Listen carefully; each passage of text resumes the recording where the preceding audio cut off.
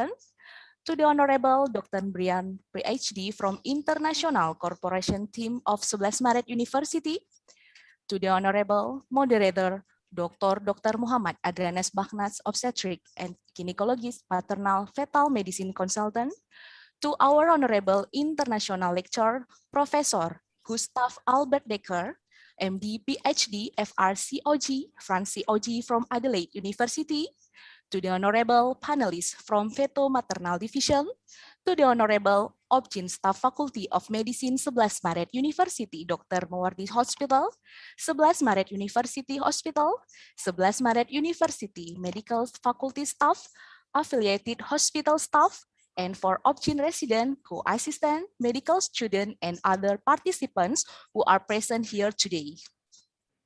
Welcome to 11 Maret University World Class University International Lecture with the topic Pregnancy, Preeclampsia, and COVID-19 in collaboration with Adelaide University. To start off this event, let us listen to the Indonesian National Anthem, Indonesia Raya.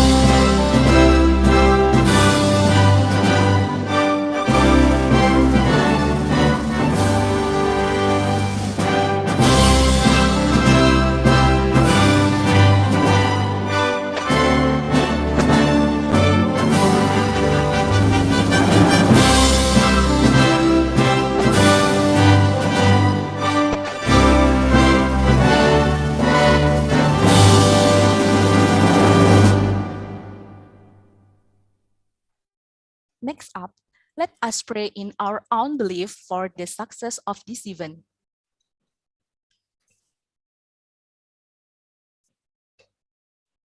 Thank you. Moving on, for the welcoming speech from Head of Obgyn Residency Program 11 Maret University, Dr. Mawardi Hospital, to Dr. Uki Retnobudi Hastuti, Obstetric and Gynecologist Consultant, the time is yours. Thank you. Assalamualaikum warahmatullahi wabarakatuh. Ladies and gentlemen, good afternoon. It is so wonderful to see you all here. It is my pleasure to welcome in this opportunity. First of all, from the Dean of Medical Faculty, Universitas 11 Maret, Professor Dr. Reviono, Pulmonologist, the Vice Dean of Medical Faculty, Universitas 11 Maret, Dr. Paramasari, PhD, Dr. Diah Kurnia, Neurologist, Dr. Selvi Handayani, and the International Collaboration Team, Dr. Brian Waskita, Pathology Anatomy, PhD. And would like to extend a special welcome to our guest honor, Professor Gustav Decker, MD, PhD, FICOG, French Corp, who will be important speaking later today. Panelist team, Feto Maternal Division, Obstetrician, Gynecologist, Professor Dr. Sri Sulistiawati, Dr. Adrianus Bakhnas, Dr. Eric Edwin, Dr. Wisnu Prabowo, Dr. Nutria Widyapurnama. And welcome for the all of these event participants by praying our grateful and praise to the Almighty God Allah, to all His blessing, grace, and mercies that have made us possible to gather here in health condition, in accordance with the vision and mission of Universitas 11 Maret, that is to become a world-class university. The strategic event today is selected the topic pregnancy, preeclampsia, COVID-19, organized by Dr. Adriana Bagnas and team, is one among many efforts in realizing this vision and mission come true. Finally, to all of our honorable guests and participants, as the head of obstetric and gynecology residency program, I appreciate your presence in this difficult time. Thank you for the all contribution. Welcome and enjoy the meeting. Thank you. Wassalamualaikum warahmatullahi wabarakatuh. Assalamualaikum warahmatullahi wabarakatuh. Thank you for Dr. Uki Retnobudi Hastuti for the welcoming speech. The next welcoming speech is from the Dean of Faculty of Medicine, 11 Maret University, to Professor Dr. Reviono, Pulmonologist Consultant. The time is yours. Yeah, thank you. Assalamualaikum warahmatullahi wabarakatuh. Good afternoon. I would like to say sincere greetings to the head of obstetric gynecology of Faculty of Medicine Universitas 11 Maret, Dr. Muarki Hospital, Dr. Eric Edwin, Specialist Obstetric Gynecology Consultant, the Chairperson of Obstetric and Gynecology Residency Program, Faculty of Medicine Universitas 11 Maret, Dr. Uki, Specialist Obstetric Gynecology, and our distinguished speaker for today's international lecture, Professor Gustav Albert Decker, MD PhD, FR, GOG, FR, as from Adelaide University. And also all of the attendees, lecturer and obstetric and gynecology, and all of our colleagues in Dr. Muarki Hospital, Universitas 11 Maret Hospital affiliation, the resident, intern, and the alumni. Alhamdulillah, praise present of God Almighty, as we know that this international lecture is one of the agenda of the Universitas 11 Maret world-class university program. UNS is eager to improve its academic reputation and quality through global. To this chosen topic, pregnancy, preeclampsia, and COVID-19. Preeclampsia is still the leading cause of maternal death in Indonesia and many countries globally, irrespective to the evolving technology and medical science. Its causative model of theory still remains challenging. And today, one of the top-level scientists in this field, Professor Decker, will describe how syncytial thromboplastic stress could be the main culprit of preeclampsia, as also followed by what management it's switched in. And we also want to the little bit digging out on COVID-19 in pregnancy. Recently, in the month of June and July this year, increasing COVID-19 cases in pregnant women, causing many could not be safe. Several studies around the world have shown that pregnant women with COVID-19 are at high risk of being hospitalized and having more severe illness than women of the same age who are not pregnant. And of course, it is interesting to discuss with our panelists, Prof. Sulistiawati, Dr. Eric, Dr. Wisnu, and Dr. Nutria, which will be moderated by Dr. Adrianes. We learn from the speaker and panelists about class expert insight, and we hope that the knowledge and discussion can increase scientific insight and provide benefits as well as make a sustainable collaboration between Universitas 11 Maret and Adelaide University. And for the closing, I ask the Dean of Faculty of Medicine Universitas 11 Maret would like to thank the committee for organizing this event and formally open this international lecture. Okay, have a great lecture and thank you. Wassalamualaikum warahmatullahi wabarakatuh. Assalamualaikum warahmatullahi wabarakatuh. Thank you, Professor Reviono, for open this event today. Ladies and gentlemen, before we enter to the main event, we would like to inform to all the participants to fill out the attendance form provided in the chat box.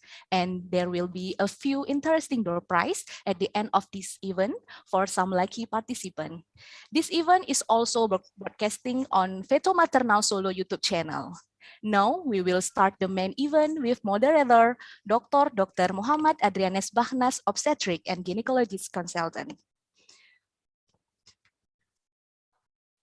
Dr. Muhammad Adrianes Bahnas, obstetric and gynecologist consultant, is the head of Fetal Maternal Medicine Division and a medical staff Faculty of Medicine 11 Maret University, Dr. Mowardi Hospital. To Dr. Muhammad Adrianes Bahnas, obstetric and gynecologist consultant, the time is yours. Thank you very much, Dr. Maicha, for your kind introductions. It is an honor for me to moderator decision because it has been quite a long that since I met my mentor, my beloved mentor, Gus, Prof. Gus Dekker. Then I really glad that he is still in a health and in a good conditions through this all this pandemics situation. And let me say my biggest gratitude to the Dean of Faculty of Medicine 11 Maret University, Professor Reviono, and also the chairperson of the OBGYN residency program, Dr. Uki Retno, that has given us the welcoming speech, all of the staff, the educational staff, the academic staff in 11 Maret University, in the Faculty of Medicine, and especially in the obstetrics and gynecology department, and also our colleagues in the Mowardi Hospital, in the 11 Maret University Hospital, and all of the affiliation hospital of the 11 Maret University Faculty of Medicine. And also, I thank you to all the attendees, our kind students, starting from the bachelor degree, and then the intern, the resident, and also the alumni. We are hoping that you have a good session which will enlightening your knowledge, the recent knowledge to what is we know about the theory of preeclampsia, and also a little bit digging out about the COVID-19 in relations with the preeclampsia later on. So without further ado, I would like to share my screen to introduce my host disabled participant. Minta tolong. Can you excuse me to share the screen to the IT? Okay, thank you very much. Okay. So I will introduce our honorable international lecture for today, World Class University International Lecture. My mentors, my beloved mentors, Professor Gustav Albert Dekker, MD, PhD, Franz Koch, DCOG. Gus accomplished the medical degree in the Leiden University, and then doing the specialist and subspecialist training in the Erasmus University, Rotterdam, the Netherlands, and doing PhD also in the Erasmus University of Netherlands, and which I really know that the thesis and the dissertations is one of the best that I have seen. Yeah, it's very deep on how we change the paradigm of handling the preeclampsia, the prediction and the prevention in preeclampsia, to what of we all know the college only later in 2010 and later on. But Professor Dekker has already think about that 20 years before we know how to predict and to prevent preeclampsia. He's the one that have a very brilliant idea to using a low dose aspirin to prevent preeclampsia. And if I mention all of his curriculum vitae, maybe it will need several hours so that we cannot start our discussion. Yeah, Gus now is academic health of the Department on Obstetrics and Gynecology, Northern Adelaide Local Health Network. And from 1998 until 2014, Gus has been the professor and clinical director of the Women and Children's Division's Lyell McEwen Hospital in Northern Campus of the University of Adelaide. And in December, because he wanted to more concerning about the research, more focus on the research, he stepped down as the clinical director. And then he has got a lot of research support, a huge million of research supports from many support from the countries and also from the philanthropics that have a project for granting the research. And his contribution to the field of research has led the field in predicting and preventing adverse pregnancy outcome with a particular emphasis on the role of stress, drugs, and poor nutrition. And now, Gus also mentoring 4 PhDs and 3 postdoctoral researches, and 20 has already done in completion. And there is many top publications that has been done, but mainly focusing on the preeclampsia and the maternal metabolic syndrome. And its index is very high, 88, with the citations is 31,000 more since January 2015. So without the further ado, we would like to welcome you, Professor Gustav Albert Dekker. Times is your professors, 45 minutes for the lecturer. It's quite a bit of relaxing time, not to be very rushed, so that the audience could have a clear knowledge about what is the new theory in preeclampsia about the syncytial trophoblastic stress. Thank you very much. Please, Prof. Thank you, Dr. Adi, for the friendly invitation, and Assalamu alaikum to all of you. And I will start to share my screen. Give me a second, the technology. Yeah. Can you see my slides? Dr. Adi, can you see my slides? Not yet, Prof. Sorry. Okay, let's see. Let's have a look what's happening. I do share. Let's share screen. Oh, here, share. That looks better probably. Yes. Okay. That's better, yeah? Fantastic. Good. Okay.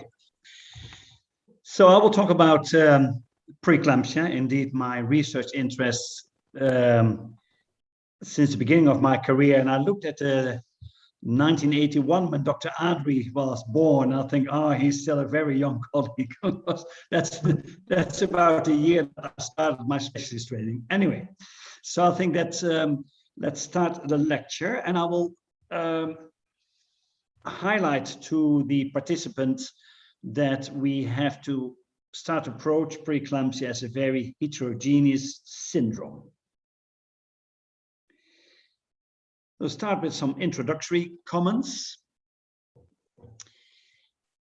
It's already quite some time ago, in the early 90s, that people start to realize, like, this, what we call preeclampsia, is it actually one disease? And this is an old slide from my good friend, Professor Sibai.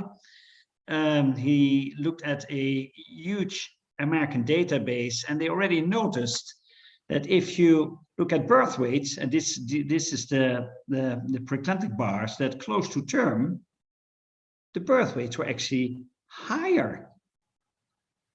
It was only in early onset preeclampsia that you had small babies, which was strange if it was placental insufficiency.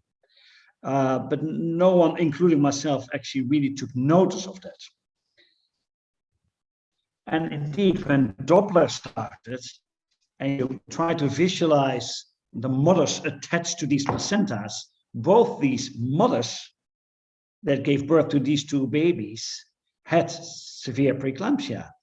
But clearly, this is probably a baby born to a mother with metabolic syndrome. She might be a bit older, a bit more obese. Her umbilical artery Doppler, which was, of course, let's say, novelty in the late 80s, was completely different from this growth-restricted fetus with abnormal Doppler forms. Both women had preeclampsia. And that debate is still running. And two of my close colleagues, and particularly Professor Redman, has been a dear friend, and he's my mentor already for many, many decades. He would always say it's the placenta that causes it. But a colleague that I met over the past 7-8 years now, Professor Baski in London, he would say, no, it's a cardiac disease. And so now we have the discussion of whether is it the soil where the placenta comes, or is it the seed, the placenta? Or could they both be right? And that's the concept that I will develop during this lecture. And I will show you a series of examples that, depending on the type of preeclampsia that you study, so the phenotype of the disease, you will start to see more that the placenta is the driver, which let's say that's the seed, versus the mother and her cardiovascular fitness. I'll show you examples of some epidemiology, NK cells. So I'll show a couple of these examples, and also of the cardiovascular fitness of the mother. The hypothesis proposed by Professor Baski, who says it's just a cardiac disease. So Professor Baski is saying that the placenta is the victim, while Professor Redman say no, it's the culprit. And that's a hefty debate that is still raging. So just to, because most of the people in the audience will know the concept promoted by Professor Redman already over many decades, but just for people that want to read about the hypothesis of Professor Baski, this is a very good review in the journal Physiology.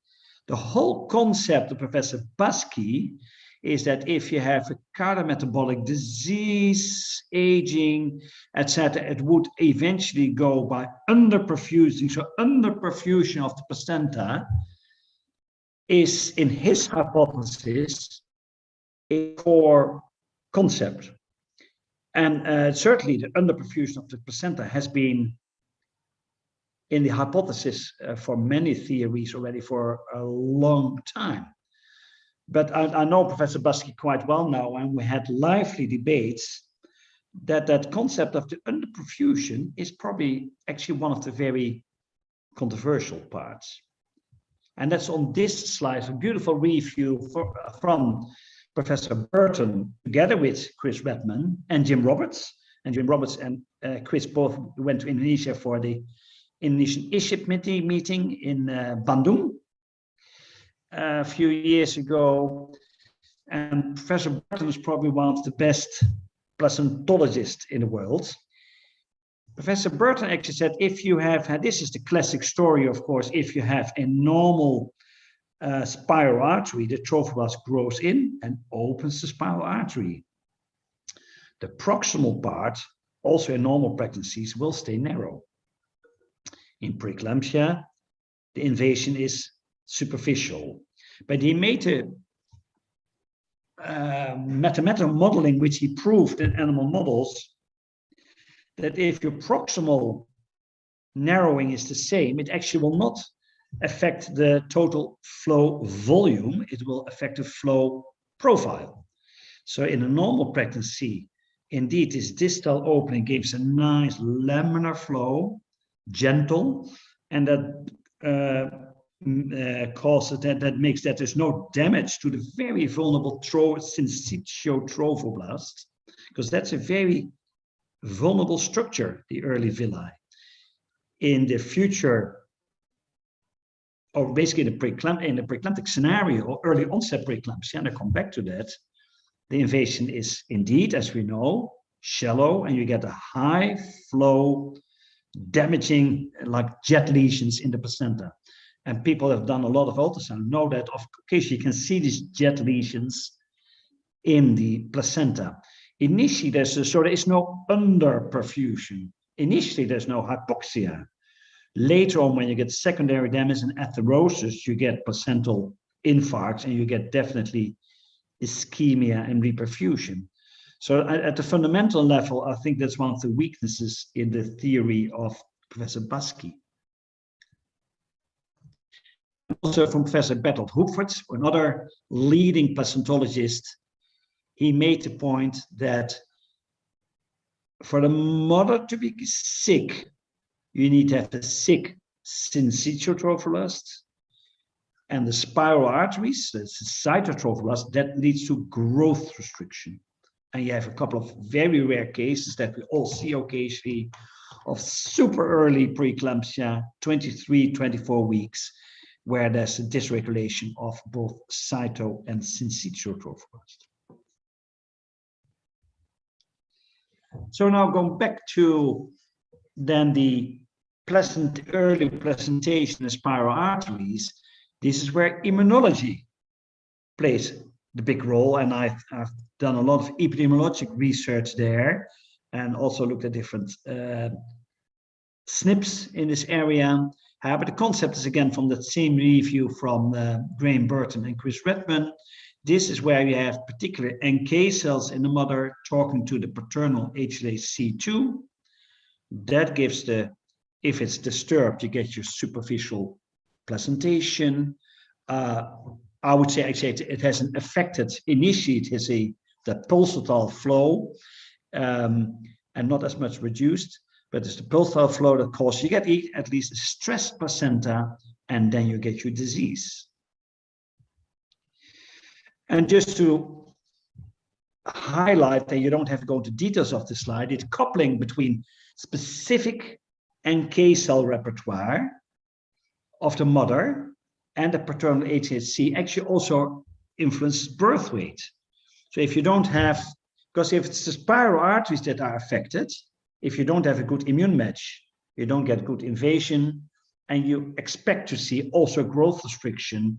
And indeed you have clearly, if there's a less than optimal interaction between NK cells and the HSC, you get more growth restriction.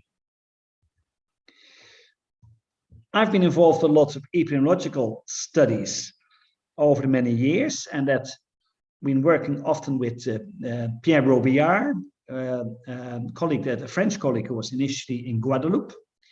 And he was actually the first that showed that if you, he reflected on how do you get tolerance, and could that be by sexual intercourse?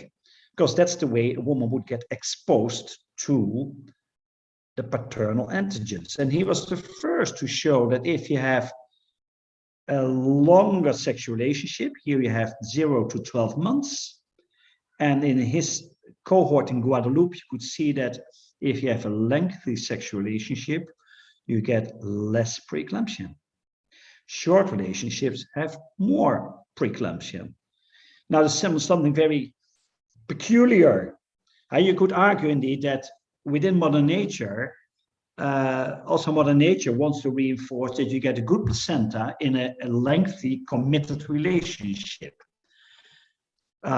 Which if you look at the time investment that you as a couple, as a mother, have to put in your baby, it's probably good that that happens in a committed, long-standing basic relationship.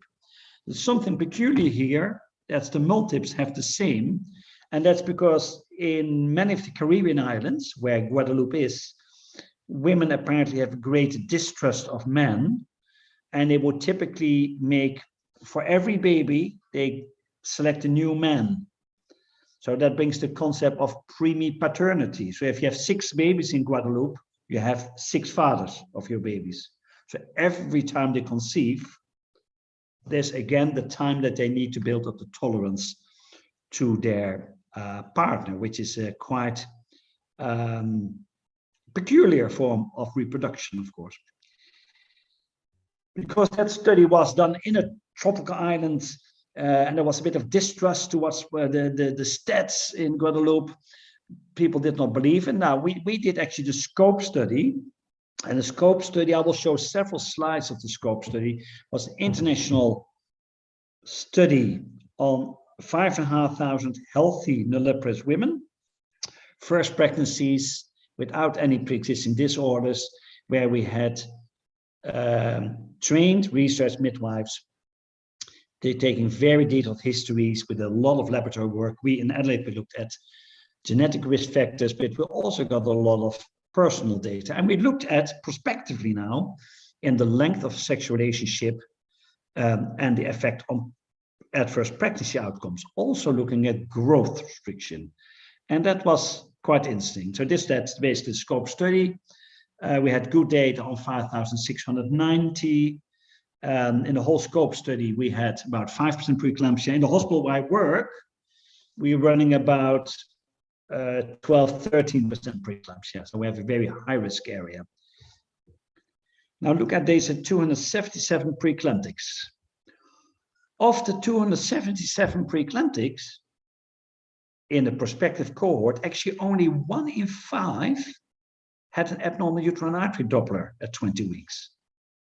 Showing that and that already gives that, so what we see in a Western setting, because they were all Western countries, is primarily term preeclampsia, which I'll address in a moment as well, which has nothing to do with problems with the spiral artery.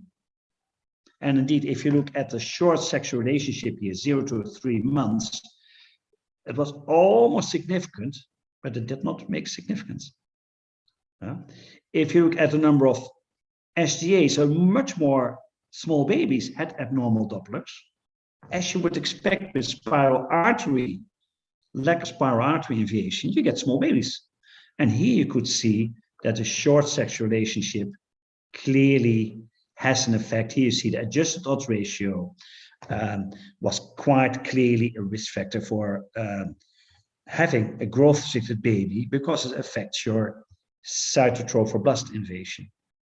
So I think but this in itself is an important message, that preeclampsia that we see in Australia, England, is a lot of the disease is term preeclampsia, which has to do with this placenta, as I will show in a moment, but nothing to do with the immune maladaptation or the spiral arteries. They don't have a problem with the spiral arteries. Now, a couple of examples of going back to that seed or the soil, and we shared these slides also with Baski, Professor Baski, and he says, yeah, I agree. Just a couple of examples that shows that absolutely the placenta in itself is the main driver. And we looked, for instance, at the effect of, does it make a difference if you carry a baby boy or baby girl? And we did a meta-analysis on all the genes that are expressed by the placenta, and I looked at sex-specific differences. Now, this is a bit of a complex slide. I'll talk you through. This is the chromosomes, 1, 2, 3, 4, all the way to 22, and the sex chromosomes. And if there's a similar expression here on the black line, All the red dots are highly significant different expressions of various genes, which I will not go into detail now, showing that, of course, for X and Y, as you would expect, but also the normal, so the not sex chromosomes have significant different expressions if you carry baby boy or baby girl. Does that have any effect clinically? Now, for that, we looked at 30 years data in South Australia, and we looked at sex-specific outcomes. And I'll talk you through this slide. This is the male-female ratio. So if there will be no effect, that would be 1. For all gestational ages here, you would have 1. This is spontaneous preterm birth. And you see that, and we did 2 approaches, the standard statistical approach and the fetus as risk. Fetus as risk is actually the best approach, where if you think of preterm birth, for instance, once you're born preterm, that can only happen once. So on later gestations, these babies have already been born.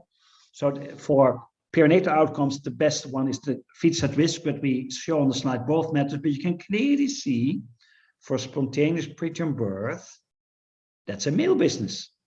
And we know that, all clinicians know that early preterm birth is much more baby boys. Now let's look at preeclampsia. The 1 line is here now. So early onset preeclampsia, much more girls.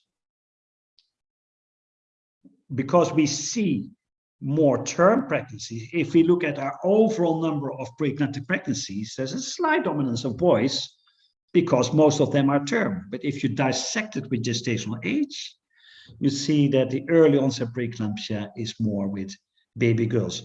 A classic example, of course, that it's the placenta driving the story here. I'll just show you a couple other examples. You have certain SNPs in the HLA-G, a study done in Denmark, that's specific, where I don't have to go into details. This is just example showing that you have specific SNPs in the HLA-G, which clearly relate to preeclampsia, which can only be the case if the placenta is the driving factor.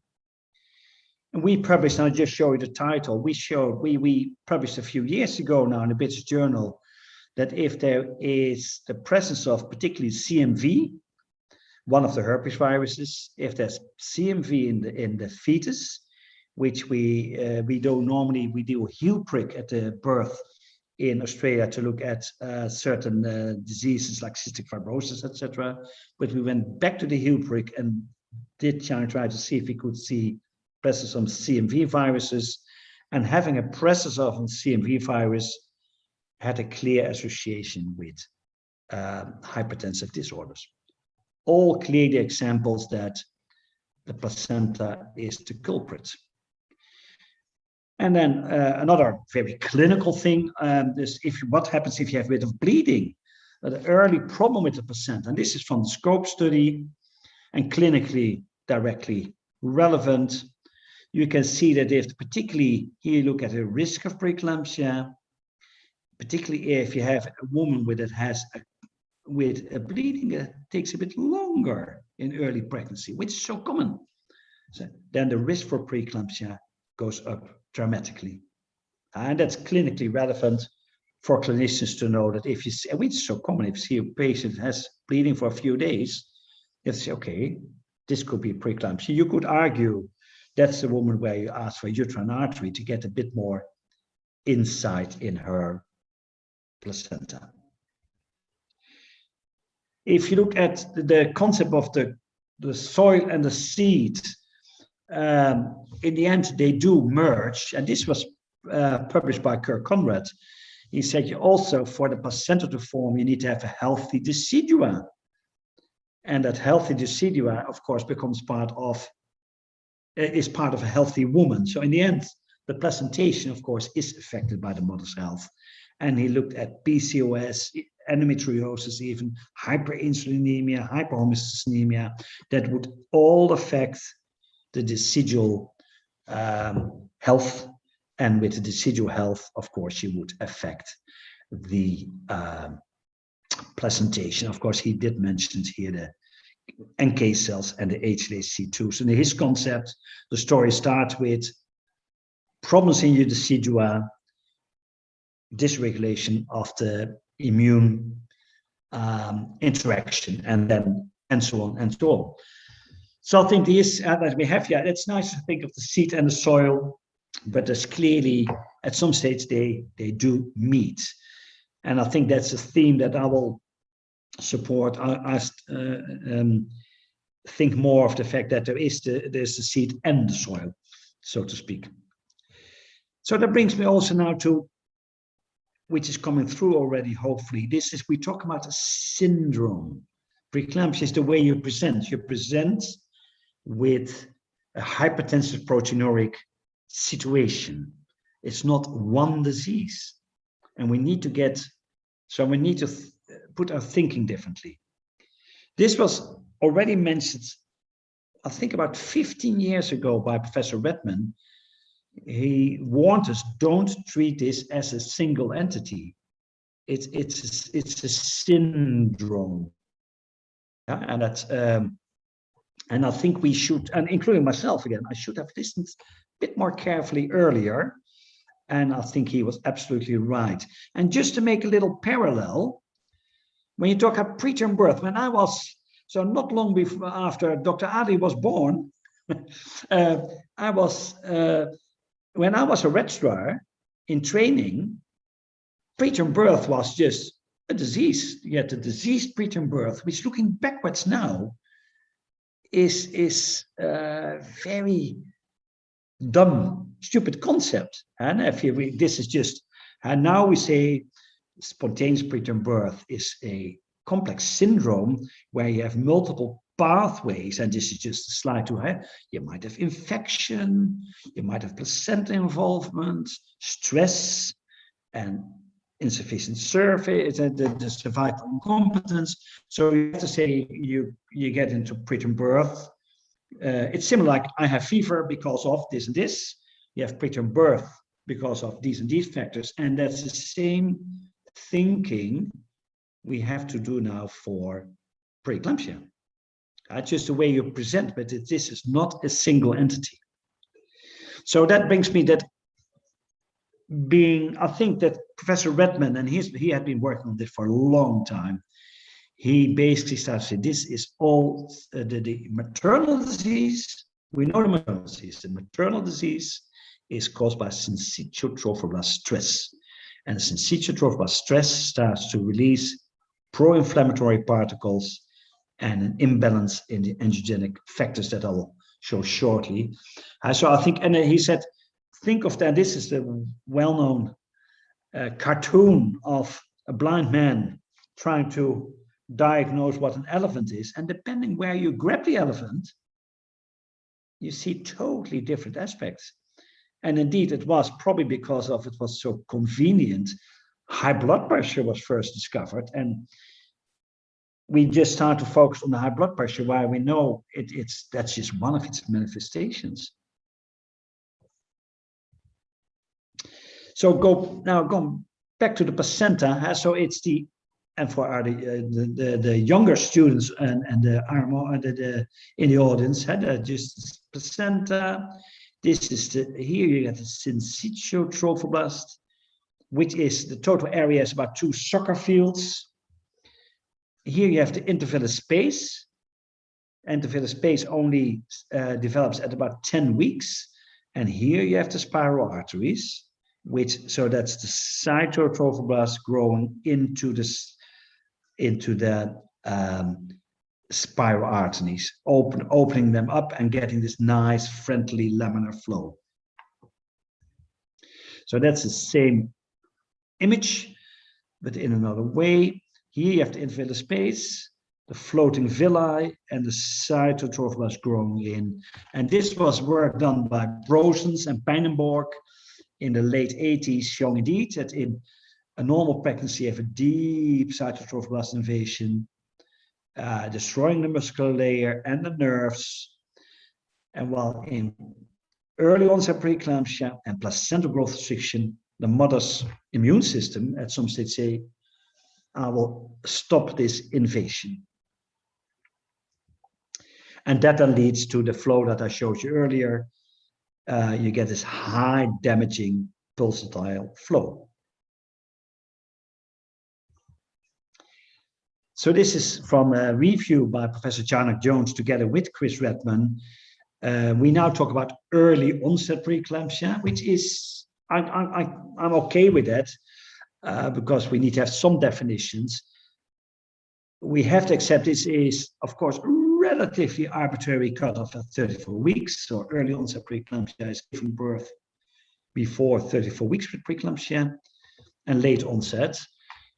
And he made the point, it's the early onset preeclampsia where you have the problems with the spiral arteries. There you have the low birth weights, and closer to term, you don't see issues with spiral arteries anymore. You have normal birth weight. But of course, the 34 weeks, there's something arbitrary. We see occasionally 37 weeks preeclampsia where there's severely growth restricted baby. But this is to help with the concept. And that concept of the heterogeneity, so the fact this is a heterogeneous syndrome, again was first developed by Professor Redman, who made the point that if you go back in time a little bit, and for the Western world, that would be probably going back to the early 20th century, where women were much younger and clearly did there, in those years, there was in Western society basically no premarital sex. Then the only way for a healthy, lean young woman, and if you go back even a century earlier, if you go to the 17th, the 18th century in Northwest Europe, women had their first babies when they were 18, 19. The only way for such a woman to get sick was with having a sick placenta, which caused inflammation. Every pregnancy causes a bit of inflammation, but you need more inflammation to get sick. But the Western society has changed dramatically, and over the 20 years that I've been going to Indonesia, I've also seen changes there, particularly at the level of obesity, unfortunately. So if you are obese, you're always inflamed, you're chronically inflamed. So even if you have a placenta that starts normal with normal spiral arteries, your systemic inflammation still causes the syncytial trophoblast stress. So that's the same, but now more developed concept by Professor Redman. That's what we would say, that's almost the classical preeclampsia. And I think up to 5, 6, 7 years ago, we missed the point that we thought that this was the only form, while we now see that this form is actually much more common in Western countries. But that's the classic story of the immune tolerance that you build up. And if that's lacking, you get your poor spiral arteries, you get a small baby with or without preeclampsia, depending on the maternal susceptibility genes, and that's why the genes get involved. And nowadays, particularly in our society, and therefore, let's say Indonesia would be fantastic for epidemiological studies, looking at different reproductive patterns in parts of Indonesia, which may be quite different. But we see more now women that have cardiometabolic syndrome, and they get syncytial trophoblast stress. Of course, chronic hypertension and inflammation in itself can also affect placentation directly.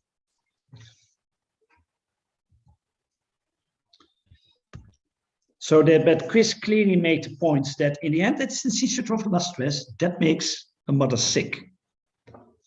That's the classical way, the poor spiral arteries, and now you have women that have intrinsically normal presentation, but they're systemically, cardiometabolically unwell. So you would argue this is where Professor Baski studies. If he is in London and he studies term preeclampsia, he will see the cardiometabolic unfitness. Yeah, if you look at the early onset preeclampsia, which is much rarer, you would have the classical pathway. But of course, you have to realize these are just for the paradigm that gives you the two main pathways. There are mixed forms as well. So how do we split now the different phenotypes? And at the moment, we have early onset preeclampsia versus late onset preeclampsia. My personal view, and I think I have that on the next, just to highlight, of course, early onset preeclampsia is where you get more the perinatal mortality. But if you look at total burden of disease in the mother, term preeclampsia is much, much more common, of course. And if this is the data from that same scope study, in 5,500 women, we had 28 women in 5,500 that had early onset preeclampsia. Were much more term preeclampsia. Yeah, so if you look at the maternal disease, term preeclampsia is of course much more important because the numbers are much higher. I will give me 2 seconds. That's the alarm of my wife who's with the fire brigade here, and her alarm is going. I just switched it off for a moment. Give me 2 seconds. It's okay, Prof.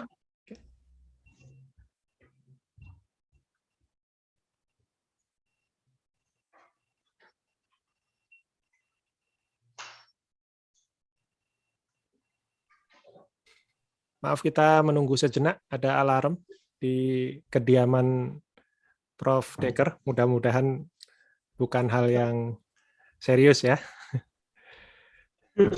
I had to switch off the alarm. I had not realized that. Okay. Is everything okay, Professor Dekker? Yeah, fine. Okay, alarm? My wife is with I live in the Adelaide Hills, and my wife is a firewoman, and this was her alarm going.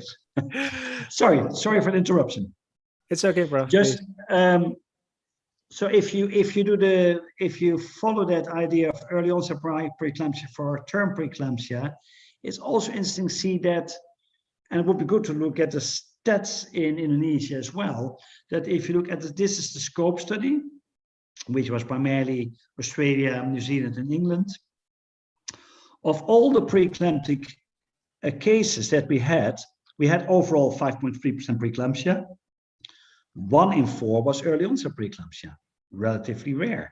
If I go to Reunion Island, where I often go because my good colleague, Professor Robillard is there, their preeclampsia rate is not that high, but about 60% is early onset preeclampsia.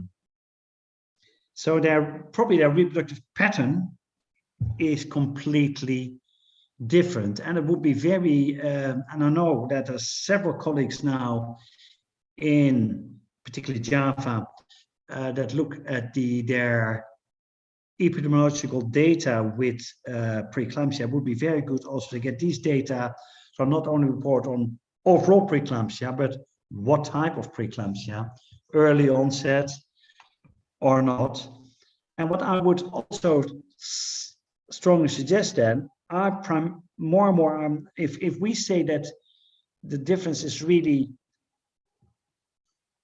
having a spiral artery involved or not, then I would think, okay, why don't we split between preeclampsia with growth restriction and without growth restriction, where if there's no spiral artery involvement, you get a normal sized baby. I think that would be more logic, but that's my personal opinion. Then people would argue, then you get a discussion, what's growth restriction, which is, of course, we would need sequential scanning. But there's a good, there's a Delphi consensus now on how we can at least have a surrogate diagnosis of growth restriction. So I think that's where I would like to go myself in when we describe the phenotypes of preeclampsia that we see.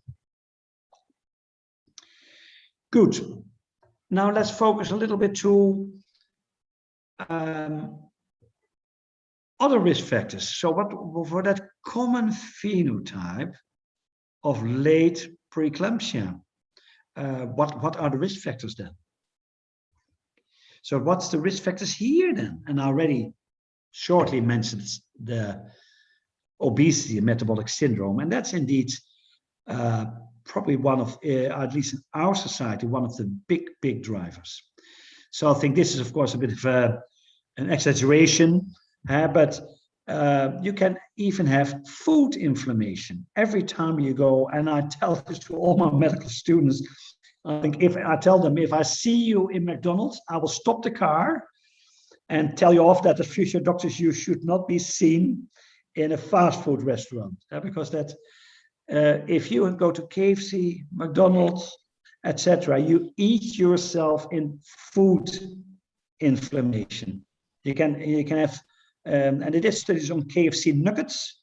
You can literally, after your KFC meal, you can see the inflammation in your blood, and it takes a few hours to fade away. So I think nutrition is a very important factor, and I think I would hope that at some stage the Indonesian population would decide to stay away from European or Western fast food, because it's extremely unhealthy.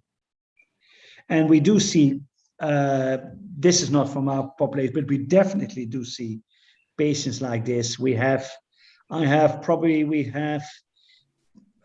per month we have 4,000 deliveries, and per month we have at least 20 patients with a BMI of above 60. A BMI 40, no one blinks an eye. That's on a daily basis. So obesity is becoming literally a huge issue. And this is a nice review. If you look at what's the relative risk of all these risk factors, and it's a nice review by Barch. This is the relative contribution, the attributable risk of huge reviews. And if you look here, then of course nulliparity is important. But if you look at the role that here you see BMI takes, that's a huge part of the relative risk for preeclampsia. And that's because it's such a common problem in Western societies now.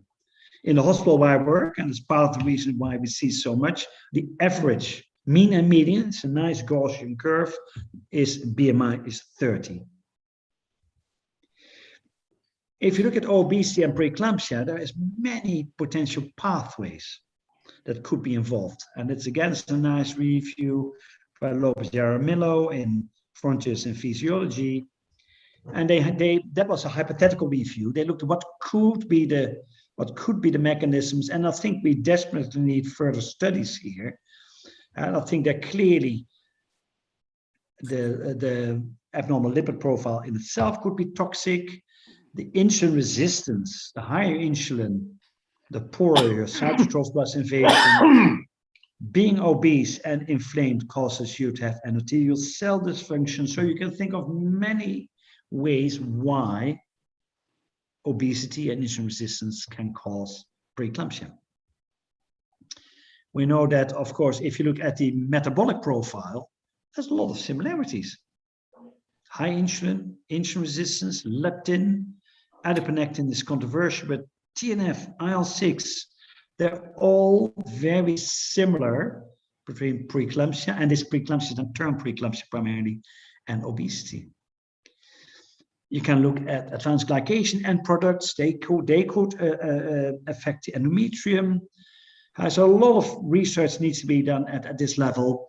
And Shigeru Saito, one of the top immunologists in Japan, he looks at autophagy, which is very important for the cytotrophoblast invasion.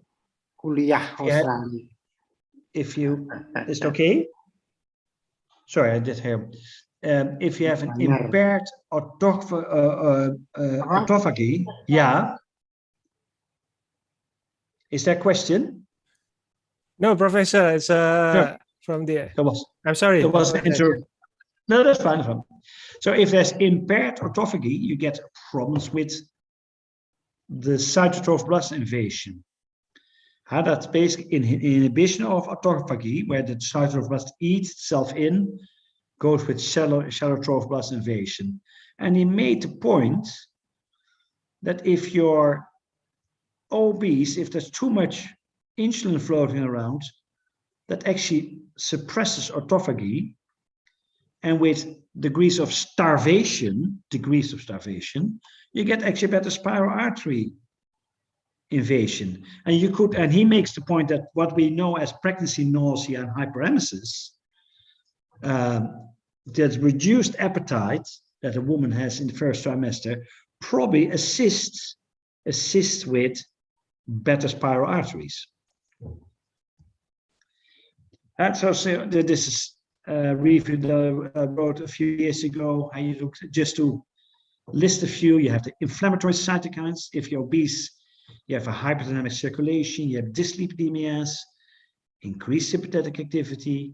If you're insulin resistant, you're also resistant for the endothelial effects of insulin. Insulin is normally a vasodilator. And as mentioned, insulin resistance interferes directly with placentation. And that's just that adipose tissues and as substrations we cut through with Suzanne section.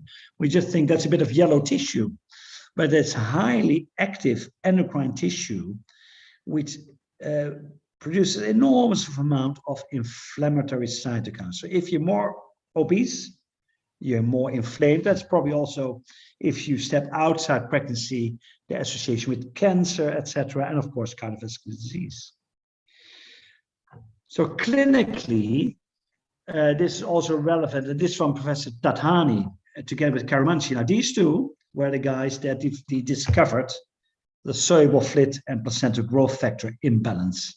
And they made the point that if you have low placental growth factor, it's a risk factor for preeclampsia. Of course, that's one of the important parts of first semester screening for preeclampsia.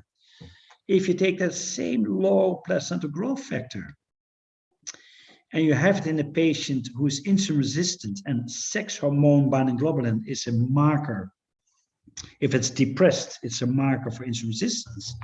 If you're insulin resistant and a low placental growth factor, look at this odds ratio for preeclampsia.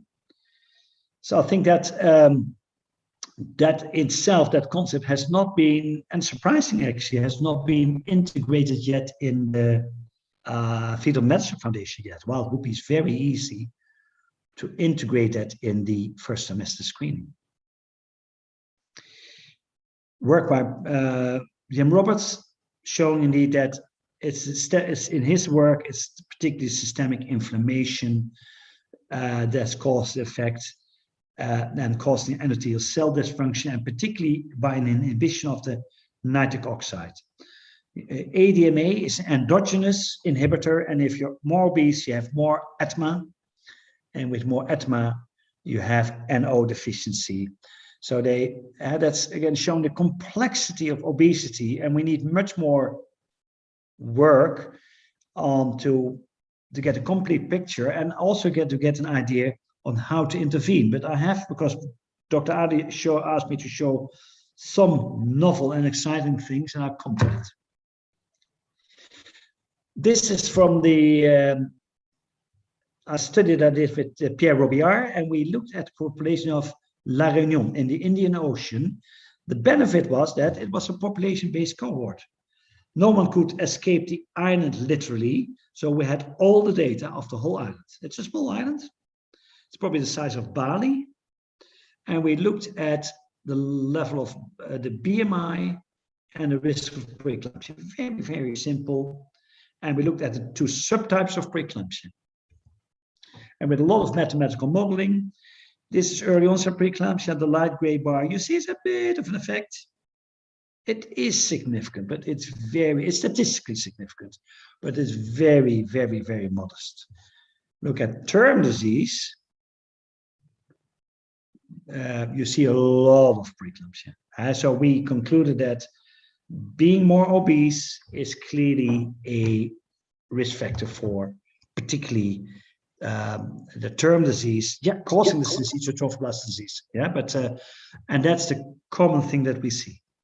We also look back at the scope data. That's cohort of the 5,500 women, we found the same early onset disease, not much happening, term disease, huge effect.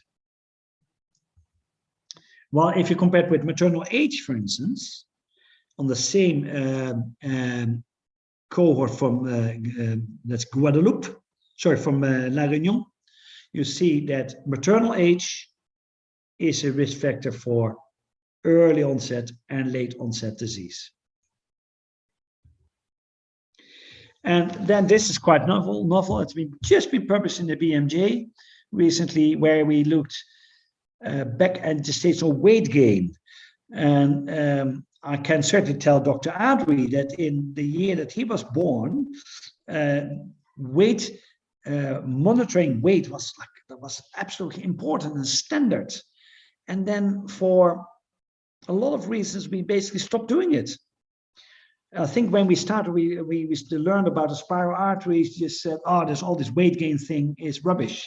And I think we were wrong. And I will show you, we need to go back to weight gain management. In an earlier study, we could show that if you look at optimal birth weights, very much relates to the gestational weight gain, but that's different for booking weights.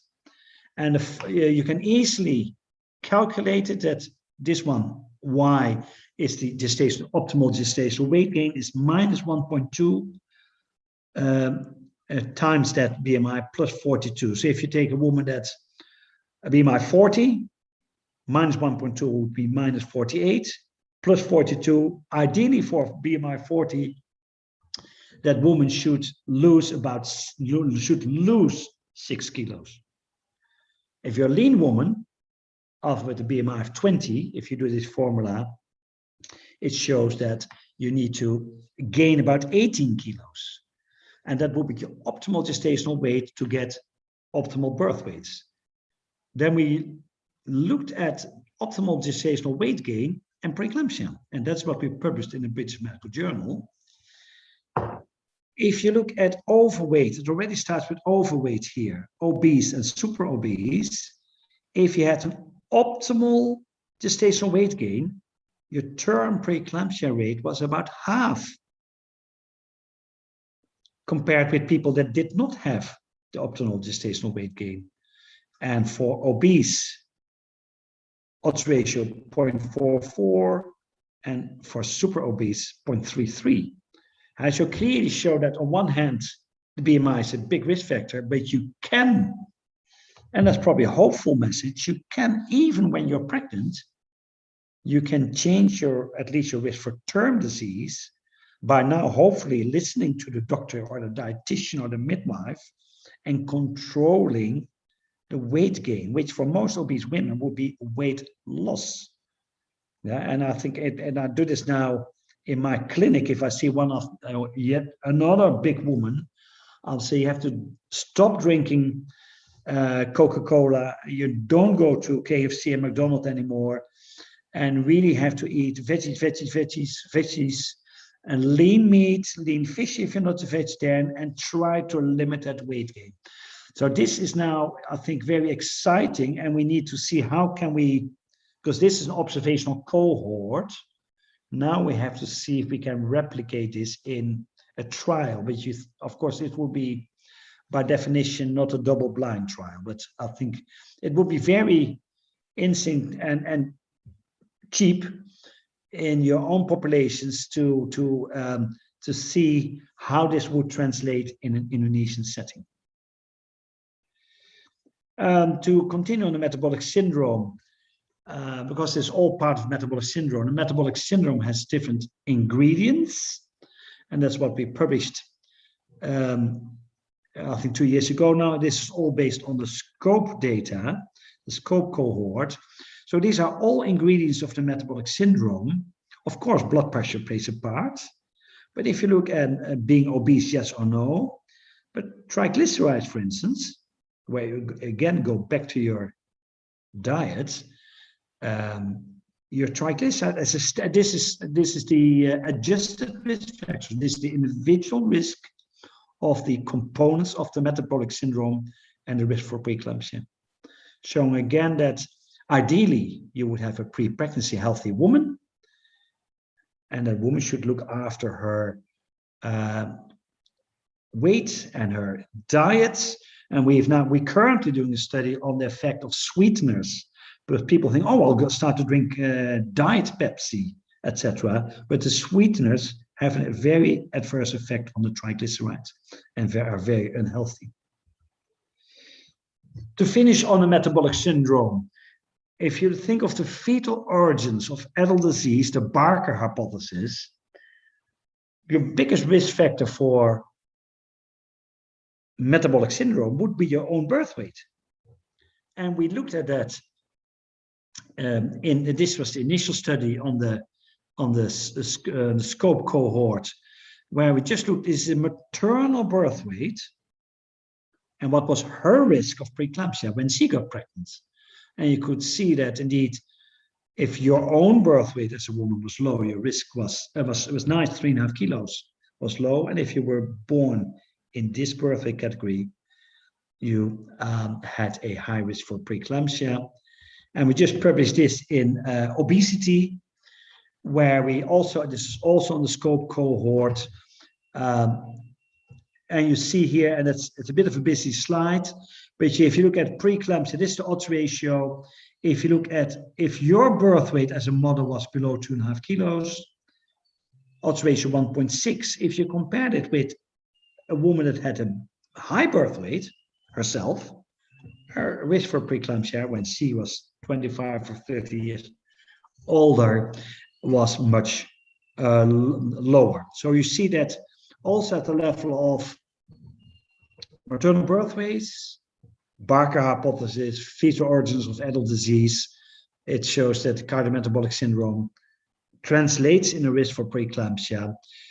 And by sheer numbers, this is all primarily term disease. And if you look at this, if you start to combine this with the mother's birth weight and now obesity, it's also a busy slide, but if you just focus here. So this is their birth weight, and it's their BMI, which is not that high. But then if you look at preeclampsia, just risk, you really start to see significant effects already. If you look at an unadjusted, so looking just at a woman, you look at a risk of 4.6 already. An odds ratio, I mean, sorry. Okay, then I'll finish off with biomarkers, and that goes back then to the syncytial trophoblast disease, because we can measure the syncytial trophoblast stress now, and that is by soluble FLIT and PLGF. And I think in several lectures over the past years, I stressed this also in Indonesia. Although the assays will cost money, it will actually reduce your cost because it will allow timely referral. And I know that many of your big tertiary units have small units where they might see a woman with possible preeclampsia. If they would start to use soluble FLIT and PLGF, you can have timely referral. And this is totally related to the syncytial trophoblast stress. When a cell gets stressed, it can have a positive response or a negative response. It's very simple, one of the two directions. PLGF is part of a negative stress response.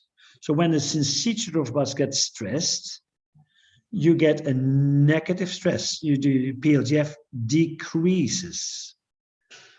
Soluble FLIT, that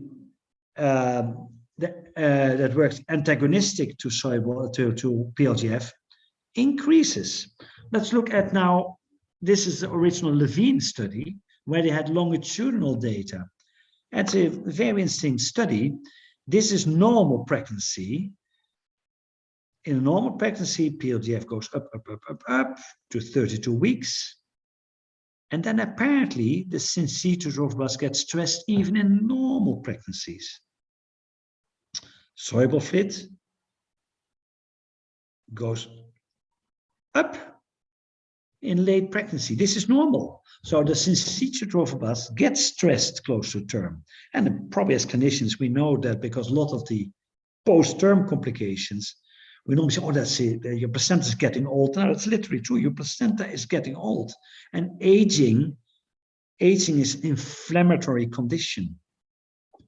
This will happen faster if you're obese, etc. If you look then at preeclampsia, established preeclampsia, this is now the soluble fluid level. And this is your PLGF. So now you're looking at a ratio which then totally disturbs. Then you have your anti-angiogenic, you have your imbalance there, and that gives the endothelial cell disease. So that is a fundamental concept. And also, and these tests are now available in routine clinical practice. In the UK, they're now mandated. Dr. Adi mentioned that I did my original study on low-dose aspirin, and we used the angiotensin sensitivity test to predict preeclampsia, which was a very good test, but of course it's you cannot do that routinely. But there, of course, even this is your normal pregnancy group. Also there you see that when you get closer to term, the amount of angiotensin that you needed to get a pressure response drops, showing indeed that you get more vascular reactivity close to term. And we all know this as clinicians. You see normally normal pregnancy, your blood pressure drop, and close to term it goes up. You could argue, and people have done this in several reviews, that the increase in soluble fluid close to term, the benefit is that your blood pressure goes up a little bit, and it helps with the placental perfusion. So I think that is these measurements of soluble fluid and PLGF are therefore dependent on your gestational age.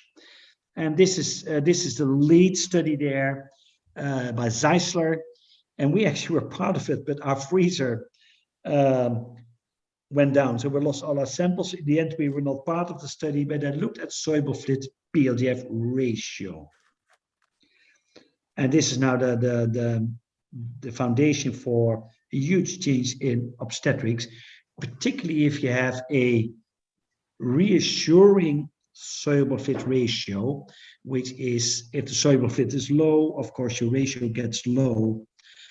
So if your ratio was below 38, and this is all these women, and we have a women's assessment unit where women come in with some vague symptoms, with a bit of blood pressure, a bit of unwell. If your soluble fluid PLGF ratio was normal, you could rule out preeclampsia for a week, and you could even rule it out for 4 weeks.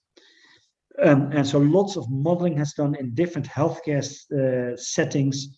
Having this test actually saves money and should be introduced now in maternity services. And the so-called PARA trial by Jenny Myers in the UK, they said what happens in a UK setting, which might be very different from Indonesia, where you have lots of peripheral centers, different islands, where you have patients need to be referred to your tertiary units, but this is within the big UK centers. And they did an interesting study where they randomized whole hospitals, going from you got access to the biomarkers or not. I'll show you I'll show you this data because that's important part. If you look at the time from trial entry to diagnosis, you see this graph is much steeper if the result of the biomarkers was shown to the doctors, and that if you look at the clinical outcomes, and you see that, of course, in a UK setting where, of course, the woman received quite intensive care, the risk of severe adverse effect is low, but having a more timely diagnosis when they got access to placental growth factors reduced the risk for adverse maternal outcome. And with that study, it's now, if you have any patient now in the UK where you think, oh, could it be a beginning of preeclampsia? You have to do the soluble fluid PLGF. And that's basically the summary of, so it led to an earlier diagnosis. If you do this in an Indonesian setting, and I know because of my appointment in Surabaya, I know of their referral system, for instance, with Madura, it would be quite interesting to see what happens if the soluble fluid PLGF ratio, which at the moment would be in our healthcare setting, would be about $30. But it would actually save us a lot of money if we would do it as a routine. I get to come to my last slides. Just one comment about first semester screening, which, if you look at costs, is a different, more complex issue. This is the placental growth factor, which we also did in the SCOPE study. So if you have placental growth factor, which is an important part of the first trimester foundation risk marking, where you look at uterine artery Doppler, placental growth factor, and maternal blood pressure. These are the key ingredients. You can see indeed that it's only at preeclampsia before 34 weeks, then you see the low PLGF, and 37 weeks as well. Term preeclampsia, you will not, this is on the SCOPE data, 5,500 women, PLGF will never help you with term disease. So intrinsically, the fetal medicine foundation model will never help you with term disease. We do know that advice from the Artery trial is to give 150 milligram of aspirin. That's also open for debate, because that should be probably aspirin per kilo weight of the woman. I think lots of Indonesian women are of lower weight than in England, and perhaps in Indonesia can just stick with the 100 milligrams. But the Fetal Medicine Foundation model in Australia, it's only run by John Hyatt in Sydney. We don't have it in Adelaide, because even in our setting, it will be very costly to get it implemented. And some perhaps very practical people, and we can debate it, they say, why don't we give just 100 milligram aspirin to all women? And you can see some strength there. You could actually probably save a lot of money instead of spending it on the expensive first semester screening, but that's open for debate. So I think with that in mind, this is just a SCOPE study also showing that where we did the same, if we did placental growth factor, mean arterial blood pressure, you got this typical, you get a prediction as you get in the, as seen in the Fetal Medicine Foundation. But it's not routine in South Australia, because now Leona Poon is, because it's their concept. Leona's now, she was working in Hong Kong. I'm not sure if she's still in Hong Kong with the Chinese government taking over there now, but she did, when she moved from Kypros, from London to Hong Kong, it actually took a lot of time for her to get it going in Hong Kong. It took a few years, and lots of other units in other parts of the world have found it difficult to implement the first trimester screening. And the difficulty is indeed to have enough sonographers to do high quality 12 weeks uterine artery Doppler. The PLGF you can do if you have the money to do it, but your cost investment is much higher. So if you look at cost, this is very different from the soluble fluid PLGF ratio in women in the third trimester that come in with signs and symptoms. There it's very cost effective. First semester screening, particularly for a developing country, would be a high cost, and you could really say, gee, it might be better to take just an aspirin. Skip that, because that's basically what Kypros is saying, and I disagree with him there. Kypros is saying, just do your first semester screening, and you don't need the rest of your care, which I think I fully disagree, because most of our disease is term disease. So I think with that in mind, I think we need to collaborate. We need to learn from the different preeclampsia types that we see basic epidemiological studies in the type of preeclampsia that we see will tell us a lot about the local risk factors in your own community. I have some contact with the colleagues in the northwestern tip of Java, where I think their epidemiological patterns of preeclampsia might be different, and it would be lovely to get research going, particularly if you look at big risk factors like BMI, weight gain, how long have you been together with your husband. That would give us a lot of insight in the preeclampsia problem in Indonesia. And with that, I would like to stop and thank you for your attention. Okay, thank you very much, Professor Dekker, for your fascinating lecture. As always, there is so many new information for us and very wide and also deep knowledge to emphasizing the theoretical things about the preeclampsia, which is evolving time to times, as you mentioned before. The research and the development of the clinical management in preeclampsia is evolving time to time. There is many highlight that I would like to emphasize, such as the seed versus the soil theory, which is a theory between the malplacentations, poor placentations, and poor maternal adaptations. I think poor placentations is covering up the theory from Professor Redman, and the poor maternal adaptations is covering up the Professor Tilganathan theory. But it could not be separate between both of that, and you have already mentioned, which very elegantly in coordination between the two theory, that causing the preeclampsia is not a disease, it's a syndrome. So many type of clinical manifestations from preeclampsia, which is not merely only hypertension or proteinuria or edema, such as a long time ago, maybe 3 decades ago, we only know the preeclampsia with the trias of HPO disease, as you know. But for discussion, I think there is 4 panelists that I would like to mention before our discussions. I would like to introduce to the audience our panelists for today. Okay.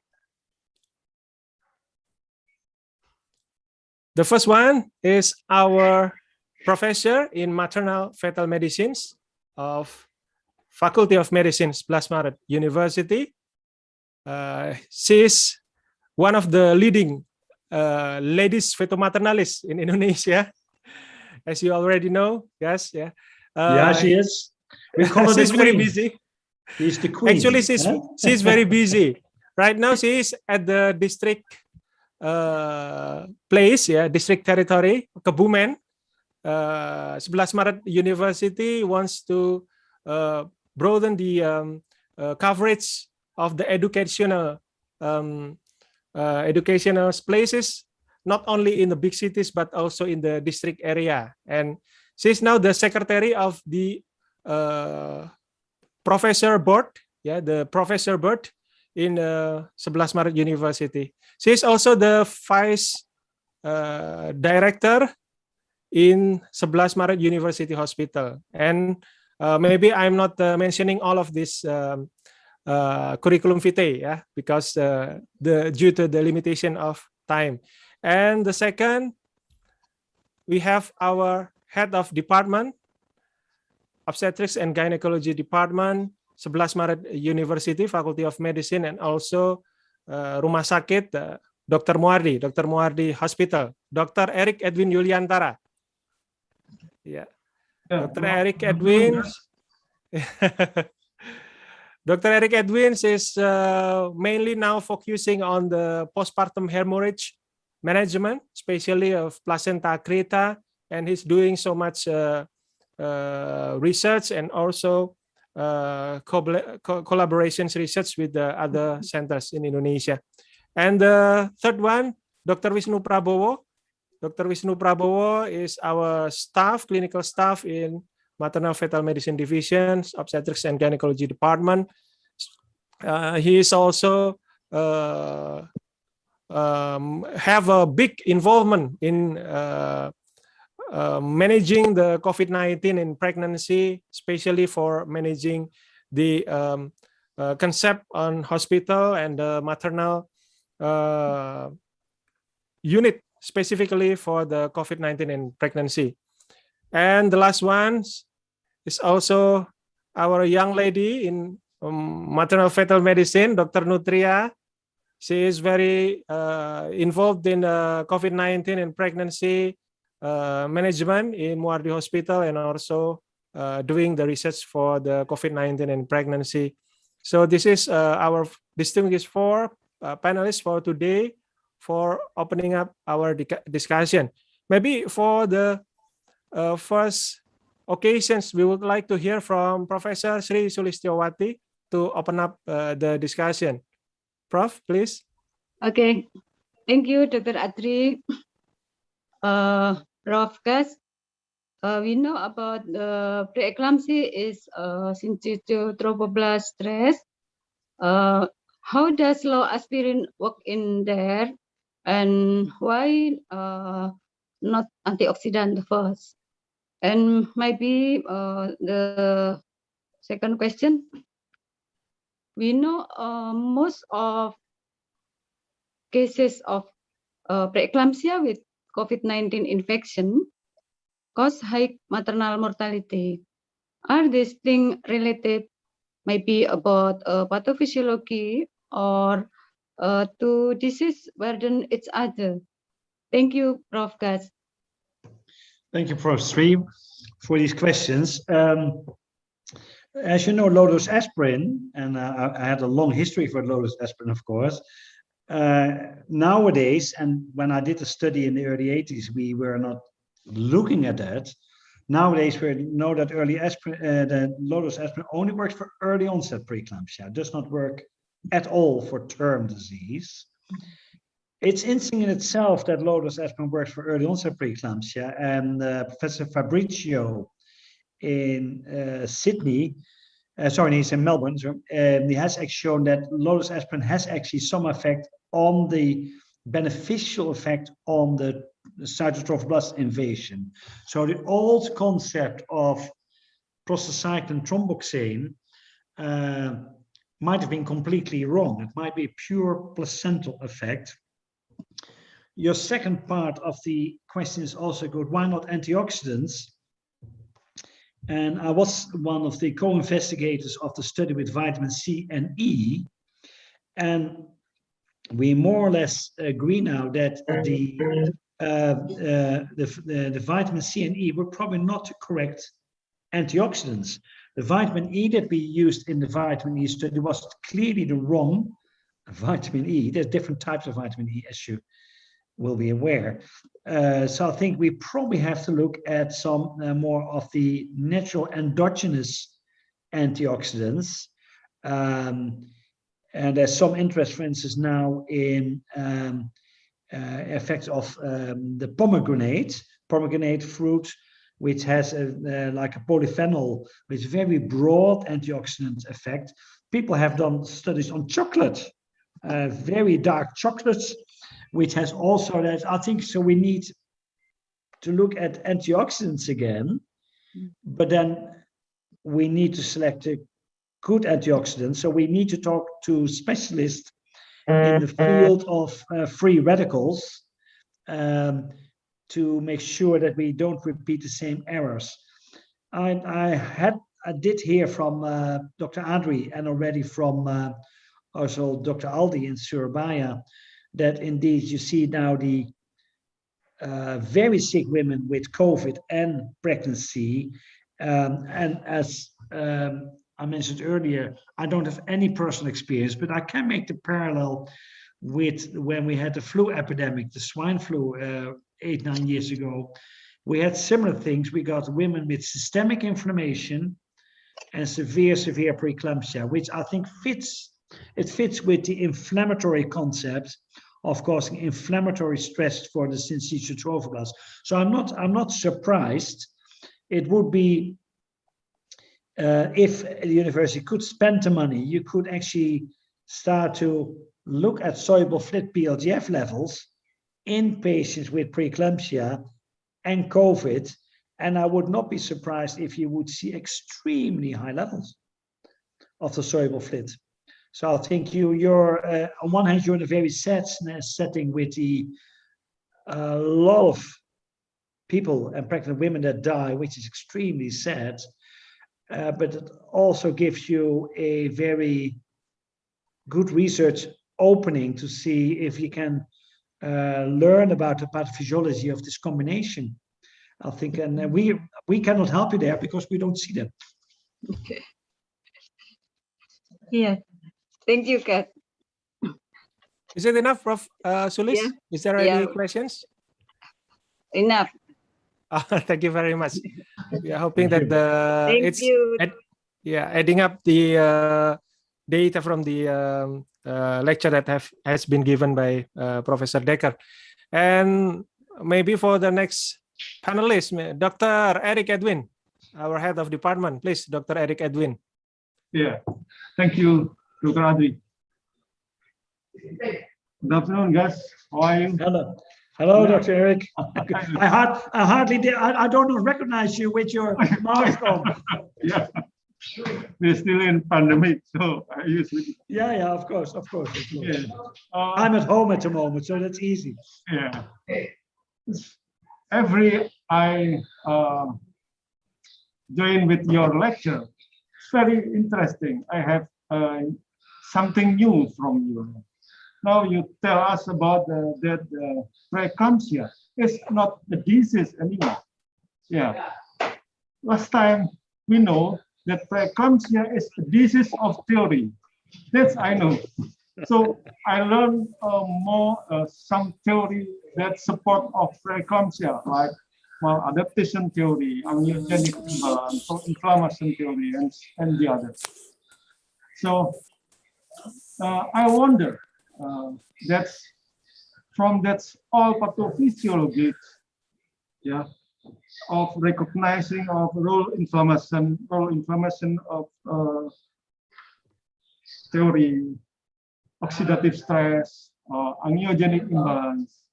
Yeah, we learn more about that condition, but I wonder that we not have progressivity greatly for prevention and prediction and treatment for preeclampsia.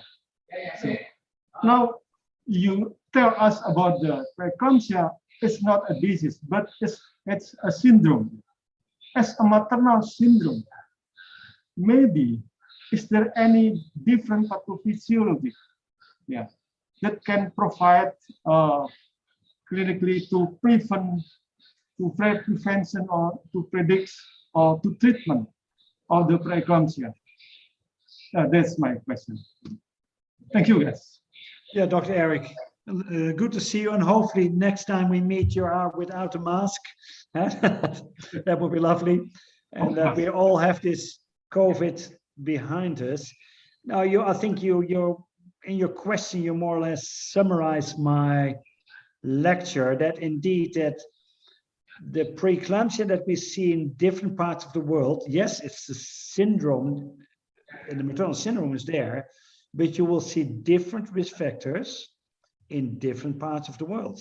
And I think particularly for a huge country like Indonesia, with spreading out of all these islands with lifestyle, diets, etc., you will probably see different risk factors and different disease phenotypes.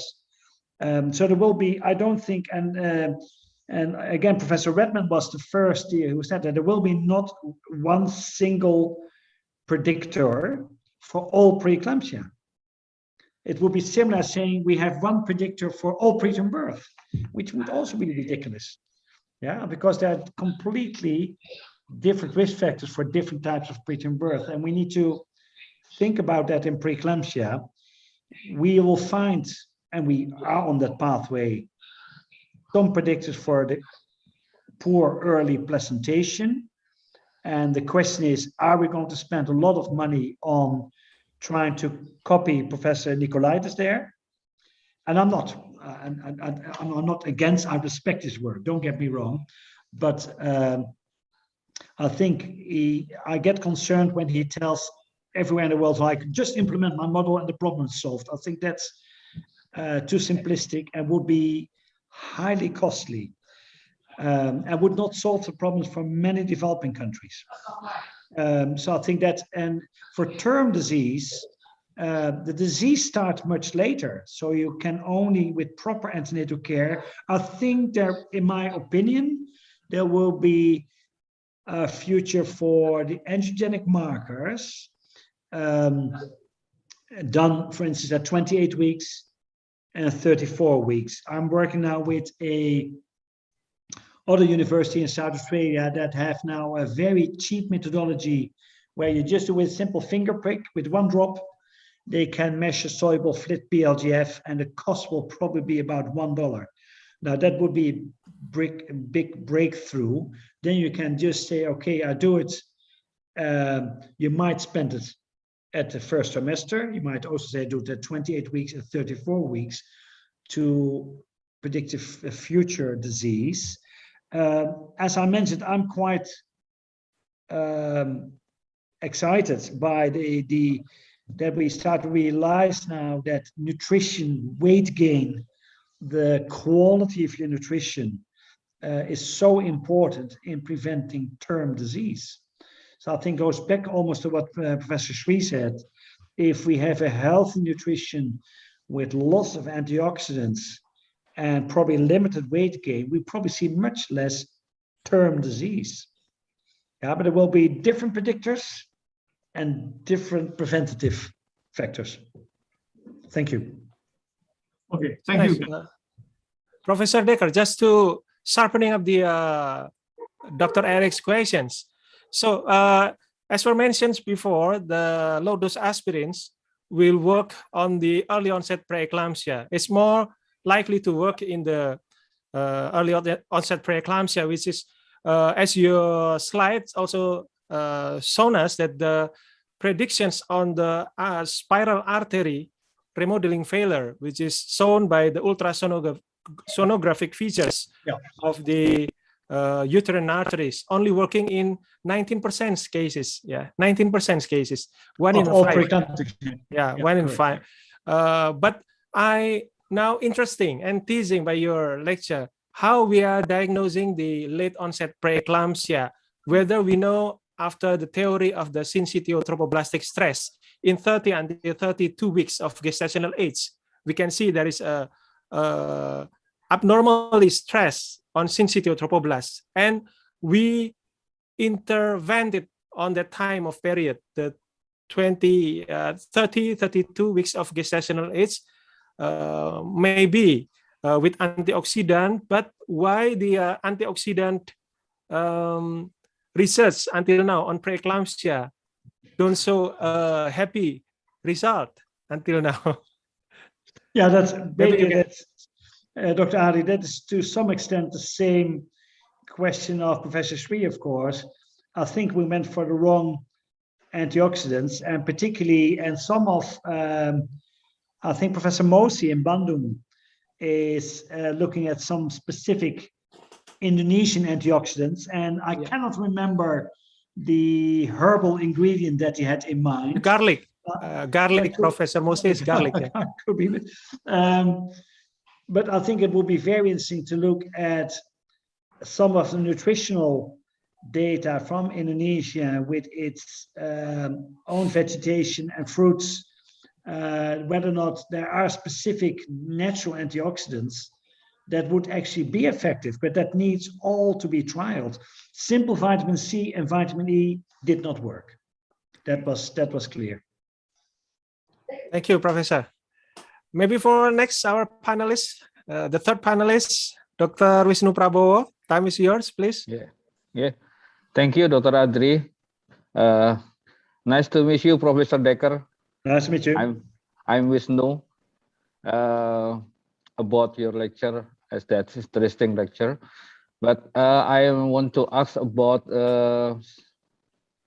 stress cell, syncytial breast stress, relation to preeclampsia after birth, postpartum. I want your knowledge or everything about the preeclampsia after birth. Is there any correlation syncytial breast extracellular particle, microparticle that come to the clinical sign of preeclampsia after birth? Is that any correlation? But as we know, if placenta come out or delivery, the clinical preeclampsia is disappear or low. But why? Why is preeclampsia still there after birth? Thank you, Prof.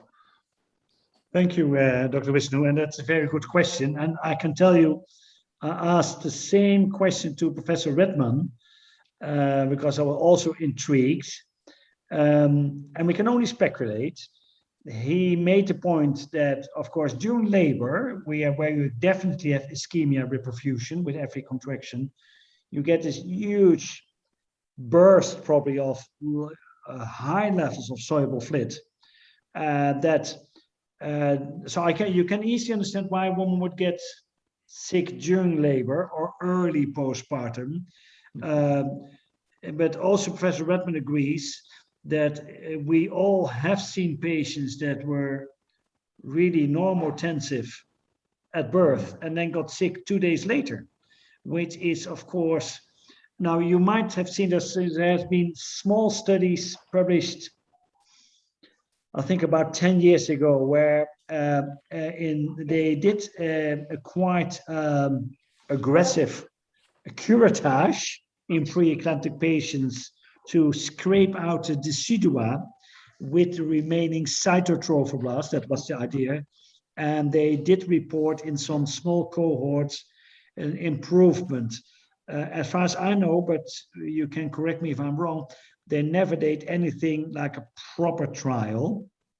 But you're right, it's outside, when you remove the placenta, you still have cytotrophoblasts in the spiral arteries. But I'm not explains the whole story is difficult, and I'm certainly also intrigued. But what are these women doing that get HELLP syndrome 4 days postpartum? And it's a very good question. Unfortunately, I cannot get the answer yet. So we need further research to understand. Yeah, maybe a few normal pregnancy is not as normal as it seems, Professor.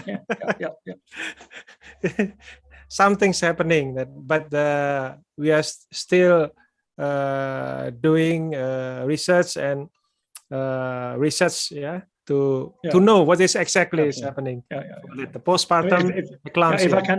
If I can add to that, if you go back to the concept that I've showed from the slides from Professor Redman, why do we have some women that only get a growth-restricted baby with poor spiral arteries, and why do some women get severe preeclampsia? Now, clearly there are genes involved, but we all have seen cases where you get a severely growth-restricted baby when you look at the placenta totally infarcted, and the woman is not sick.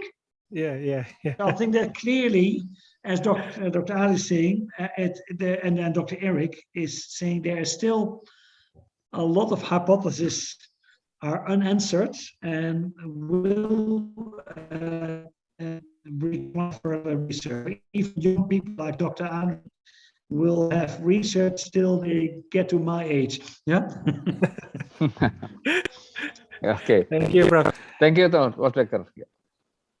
For the next panelist, the last panelist, Dr. Nutria, please, there is something questions you would like to ask to Professor Decker. Okay. Thank you, Dr. Adri. Good afternoon, Prof. Decker. It's an honor to have discussion with amazing expert preeclampsia. Maybe in this time, maybe I'm the last panelist. I'd like to ask you about COVID and preeclampsia. As we know, in pandemic era, in our hospital in Mawardi, there is so many cases COVID in pregnancy, and sadly, it will increases the maternal death, and almost a half of the maternal death is because COVID and complicated with preeclampsia. I'd like to know maybe how about your opinion about the pathophysiology of the COVID and preeclampsia. Is it the same, or maybe is it caused by stress cell also? And what can we do to maybe prevent? Is there we can use the aspirin or calcium to prevent, or maybe nutrition or something else? Thank you. Dr. Nutria, I think I have to acknowledge that you're more the expert here. So I think that I don't have any COVID experience in contrast to you. I would think that's the inflammatory stress on the placenta. Then the question is, how would you address it? And there's actually several studies now, and if I remember correctly, I did see something from Indonesia that actually steroids as a very broad anti-inflammatory thing had a place in dropping the mortality rate. I don't know. You have to tell me if you have a sick preeclamptic women with COVID. I assume you have had cases that the case that receives high dose steroids like dexamethasone. Did you see when you did see an improvement in the pulmonary condition, for instance, did you also see an improvement in the preeclamptic that condition? That I would love to hear that answer. You will be aware that Dr. Erna and I did a trial with dexamethasone in Surabaya that was purely for preeclampsia, and there the dexamethasone did nothing. But in a woman affected by COVID, this might be completely different, of course. So I think I cannot give you the right answer. I hope that you're in unfortunately, an ideal scenario to make these very important clinical observations and look at the effects of different treatments. I don't know if you have a woman with severe pulmonary involvement. It's just I hypothesize that you use a lot of dexamethasone to. What in your treatment schedule? What could be let's say what observations have you made in these very sick women with preeclampsia? Yes, we use dexamethasone, but I think the result is almost the same with no dexamethasone with dexamethasone. Yeah. I think that's it. So we might have to look at other. As a coincidence, we are about to start with a study on endogenous inhibitor of the complement system, the C1q inhibitor, which is used for certain allergies. We will do a trial for preeclampsia treatment. I have to still start that trial, but that same company started to use the C1q inhibitor. So this dampens down your complement system in patients with severe COVID. Now I'm talking purely COVID here, and patients with severe pulmonary involvement got an improvement with that C1q inhibitor by dampening down the complement. And we do know that a lot of the way that inflammatory stress causes the placental damage is in the end via complement. So I think we probably have to look at new anti-inflammatory treatments, but that's all future research, and I don't have any personal data there. Thank you, Prof. Dekker. Thank you, Dr. Adri. Thank you, Dr. Nutria. Thank you, Dr. Nutria. Yeah, it's a very intriguing questions about the COVID-19 in relation with the preeclampsia, because if I can share my screen here, we see that from the research that we have been done from 4 top referral hospitals in Indonesia, Cipto Mangunkusumo Jakarta, Hasan Sadikin Bandung, Dr. Sutomo Surabaya and Dr. Muardi Solo, we've seen that the proportions of COVID-19 in pregnancy having a preeclampsia is leaping high, more than 80%, 18%. We know that the proportions of preeclampsia in the normal populations is around 3 until 5%, maybe at the risk population. So it's increasing 5 times. Whether this is due to the inflammation of the placenta, maybe, I don't know, because some research has published for placental histopathology in the COVID-19 seen a very similar what we found in the preeclampsia, the apoptosis, the necrosis, the syncytial knots, and the pyroptosis and others, the fibrin clot and the thrombotic clot. Yeah, it's almost similar. So maybe until now the one that we can see that the COVID-19's whether triggering the preeclampsia or the preeclampsia itself making the patients prone or susceptible to getting COVID-19. It's like a seed and soil theory. It's still confusing us. Yeah, but these are very important data, and I hope that you will publish it. Huh? Interruption, Dr. Adri. As you say before, that Dr. Adri, the placenta in COVID and compared with preeclampsia is similar, hypoxia, apoptosis, and like the other. Why in some patients with COVID, maternal COVID, syndrome as like preeclampsia not appear, even though the placenta and histopathology is similar?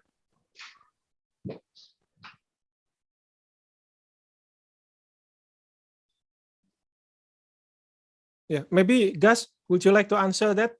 Some speculations theory about that.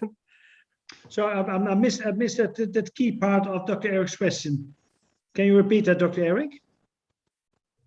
Yeah, like Dr. Adri mentioned before, that's between maternal COVID without preeclampsia and maternal preeclampsia, about histopathological result similar.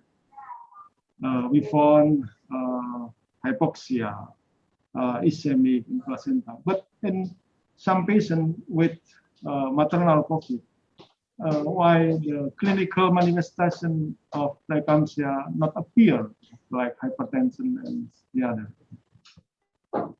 Yeah, I see your point, but in your, and that goes back to Dr. Adri then, so in the patients that had severe COVID, and they might have had severe pulmonary involvement without preeclampsia, then I think this all calls out for research that you would have to do. What is the difference in placental involvement then?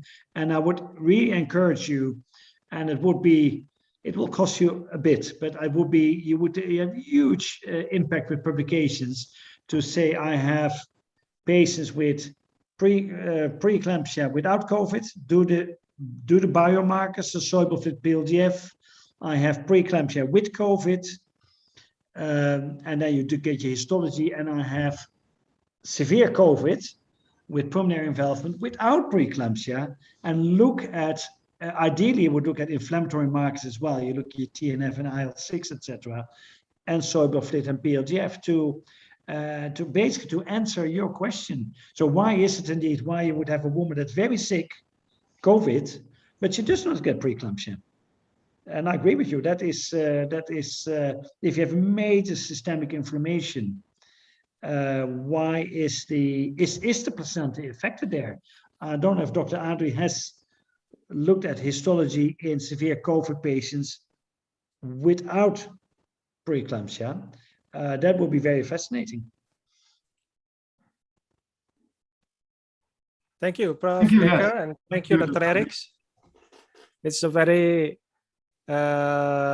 teasing questions that we would like to answer in the prompt research, maybe in collaboration with Prof. Dekker, maybe in future, in the near future, I think. Can I ask add something practical? And I had the same discussion in Surabaya in Erlangen University. If there's at some stage an issue with costs, but it's then very important to have at least one -80 freezer there where you can store your samples. And if you have carefully collected samples, we will always will find a way to get the analysis done, either in Adelaide or with Professor Redman in the UK. But do collect the samples. Yeah, because the cost of the assay should not be, if you collect your samples appropriately, we can look at cytokine patterns, which is quite cheap nowadays, and we can look at soluble FLIT, PLGF, and soluble endocrine. As long as you have your samples at -80, we can do many fascinating studies over the coming many years.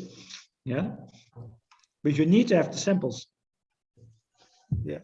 How about that, Dr. Nutria, -80? Whether our samples has been stored?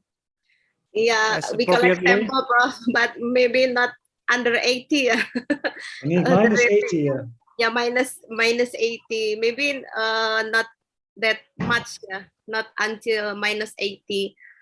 We just put the sample in the cool box.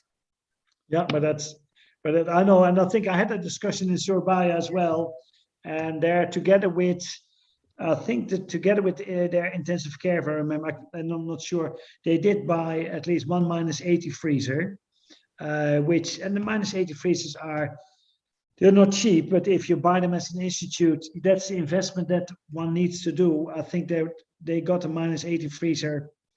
I think they did a lease contract, and that was in Surabaya not too expensive.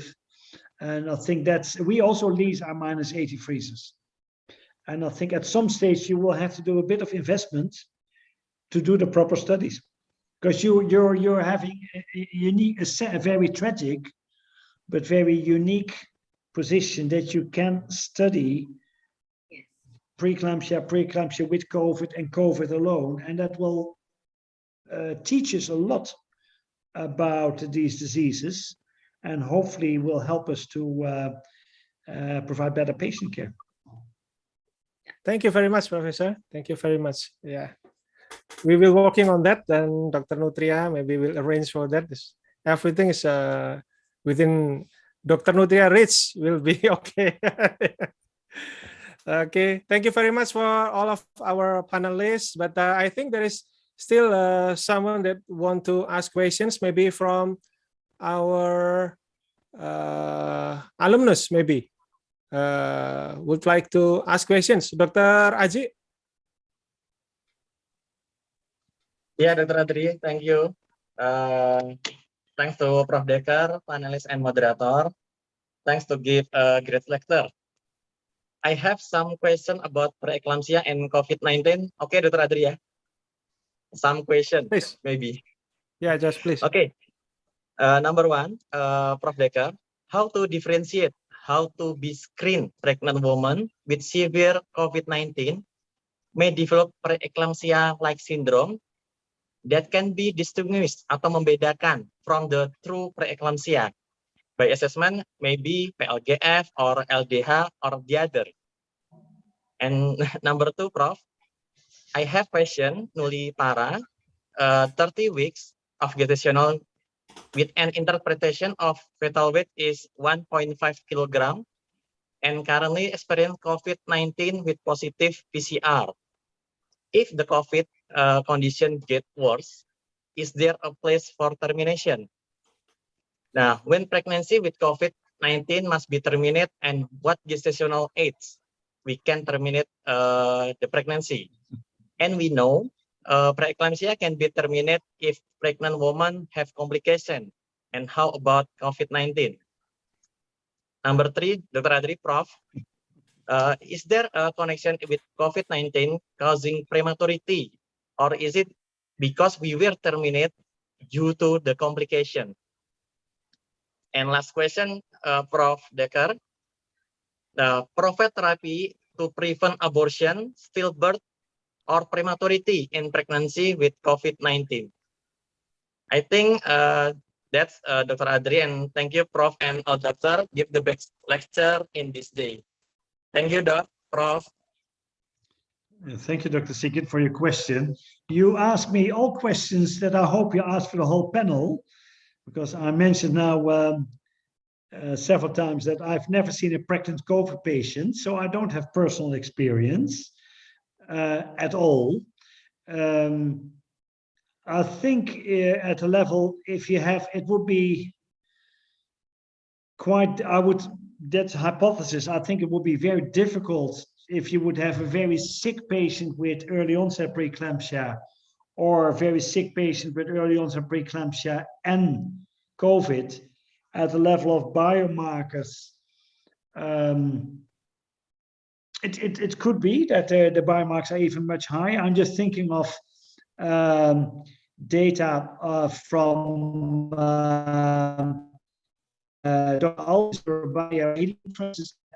acute fatty liver, where he found there extreme soluble fluid levels that were way higher than in preeclampsia. It goes back to what I mentioned. It would be very interesting to look at these percent of biomarkers in your sick patients. You mentioned that example of a 30-weeker with growth restriction. I can honestly not tell you. I would, of course, I can only go back to my experience with severe flu, which is getting close, where we could, in a patient with severe flu, but again, you see much more than I do, where we could see if the patient really got hypoxic because of the severe flu. That then threatened the life of the fetus. And that was then a gestational age specific determination whether or not we were delivering the baby or not. Now we have very good and well-funded intensive care units, neonatal intensive care units. So at 28 weeks, we have a neonatal survival of about 94%. So we can, of course, in an Australian setting, we can deliver babies earlier because we have the funding for the neonatal intensive care unit. I can truly not advise you in your setting in Java when you would have to terminate a pregnancy where you see preeclampsia and COVID evolving. I would think that you'll be guided by the vital maternal signs and your fetal monitoring. I did not see, but I might have to go into literature, any data on whether or not you see special fetal Dopplers. Do you see atypical fetal Doppler signs? Do you see changes in the MCA? Do you see when the baby gets sick, does the baby follow the normal findings that we see in severe growth restriction? You have to tell me because I don't know. So sorry, I cannot give you the answer because you actually should sit there, Dr. Sigit, and as I mentioned, Dr. Nutria earlier, you are the expert on COVID. I'm not the expert. Thank you very much, Professor Decker. Yeah, maybe there is still many explanations that we don't know yet until this time. Yeah, maybe from the future perspective of the clinical findings and also the research findings will could clearly answer that. Yeah, such as Professor Decker said that it is very pity if we don't use the past COVID-19 storm in Indonesia as one of the huge advantages for us to digging up the findings related to the clinical or maybe for the theoretical or academic value for that. Yeah, it's a very big value, but we are working on that. Perhaps, Dr. Adi, if I can add, and that's also a question for you as the panel. In the flu epidemic, we did see some women come in with high fever with spontaneous preterm labor. So not talking about preeclampsia, because the cytokine storm, they went into preterm labor. Is that what you see in your COVID patients as well? So a question from me to the panel. Maybe I'll answer, maybe Prof. Please. Mostly our patient came with shortness of breath, Prof. So not in preterm with fever, but with shortness of breath. So we maybe to distinguish, is it preeclampsia with the pulmonary edema or with the COVID is very rare or maybe sulit ya, what is called. Maybe it's not easy if we know from early that is COVID, because it's very pandemic, yeah. So many cases in our hospital, everybody maybe like came with shortness of breath, and then after we take care and test with the swab PCR is positive. So it's still a good time for you to lease a -80 freezer and store your samples. And our cases also. You have to talk to Dr. Eric and to Professor Sri to get these things organized. Yeah. Yeah, I have privately messaged Dr. Nutria to properly, as soon as possible, taking care of the samples, yeah, so that we can do much with that. Okay.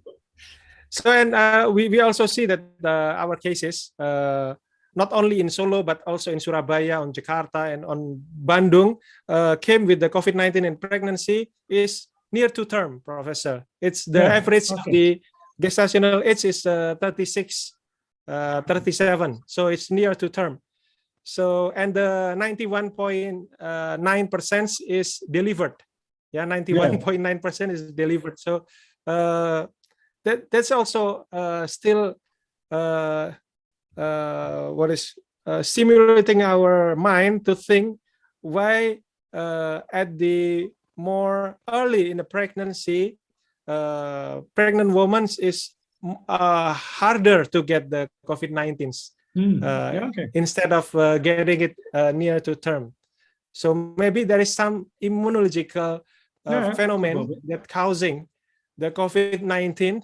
The SARS-CoV-2 virus could not easily attach to the ACE2 receptor, maybe, and also maybe it's also correlated with one of your theory about the T regulatory disruptions, Professor. You know that the preeclampsia is happening also prone to the disrupted T regulatory in earlier in pregnancy. So maybe there is a correlations between the susceptibility in the different ages in gestational age. So for getting the COVID-19s. Yeah. Dr. Ali, as always, you have a very good brain. So you're make all the correct questions in your head. Now you need to translate it to studies. I think the ACE, the angiotensin converting enzyme, which of course the highly dominant in the placenta, would indeed be very different from an early placenta and a term placenta, and it would be very fascinating if you can see if early pregnancies give you a degree of, let's say, protection. And because all women in term get a bit inflamed anyway with their aging placenta, is then that they actually become more susceptible to COVID. That would be fascinating.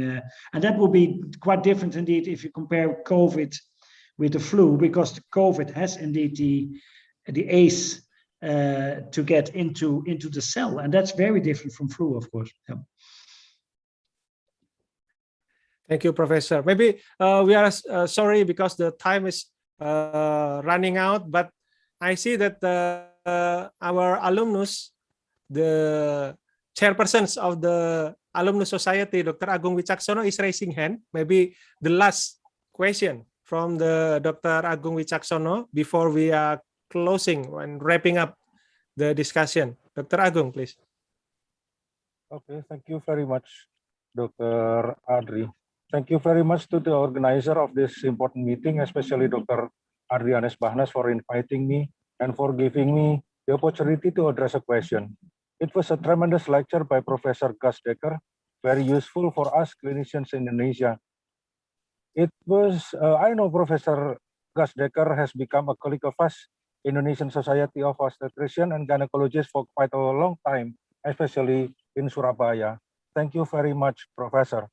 We know that Indonesia is among those countries with high maternal mortality caused by preeclampsia.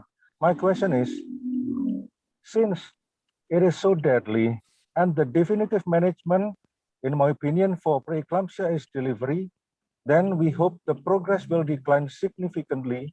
Could we make protocol once the pregnancy reaches full term and there is no sign of labor, do primary C-section?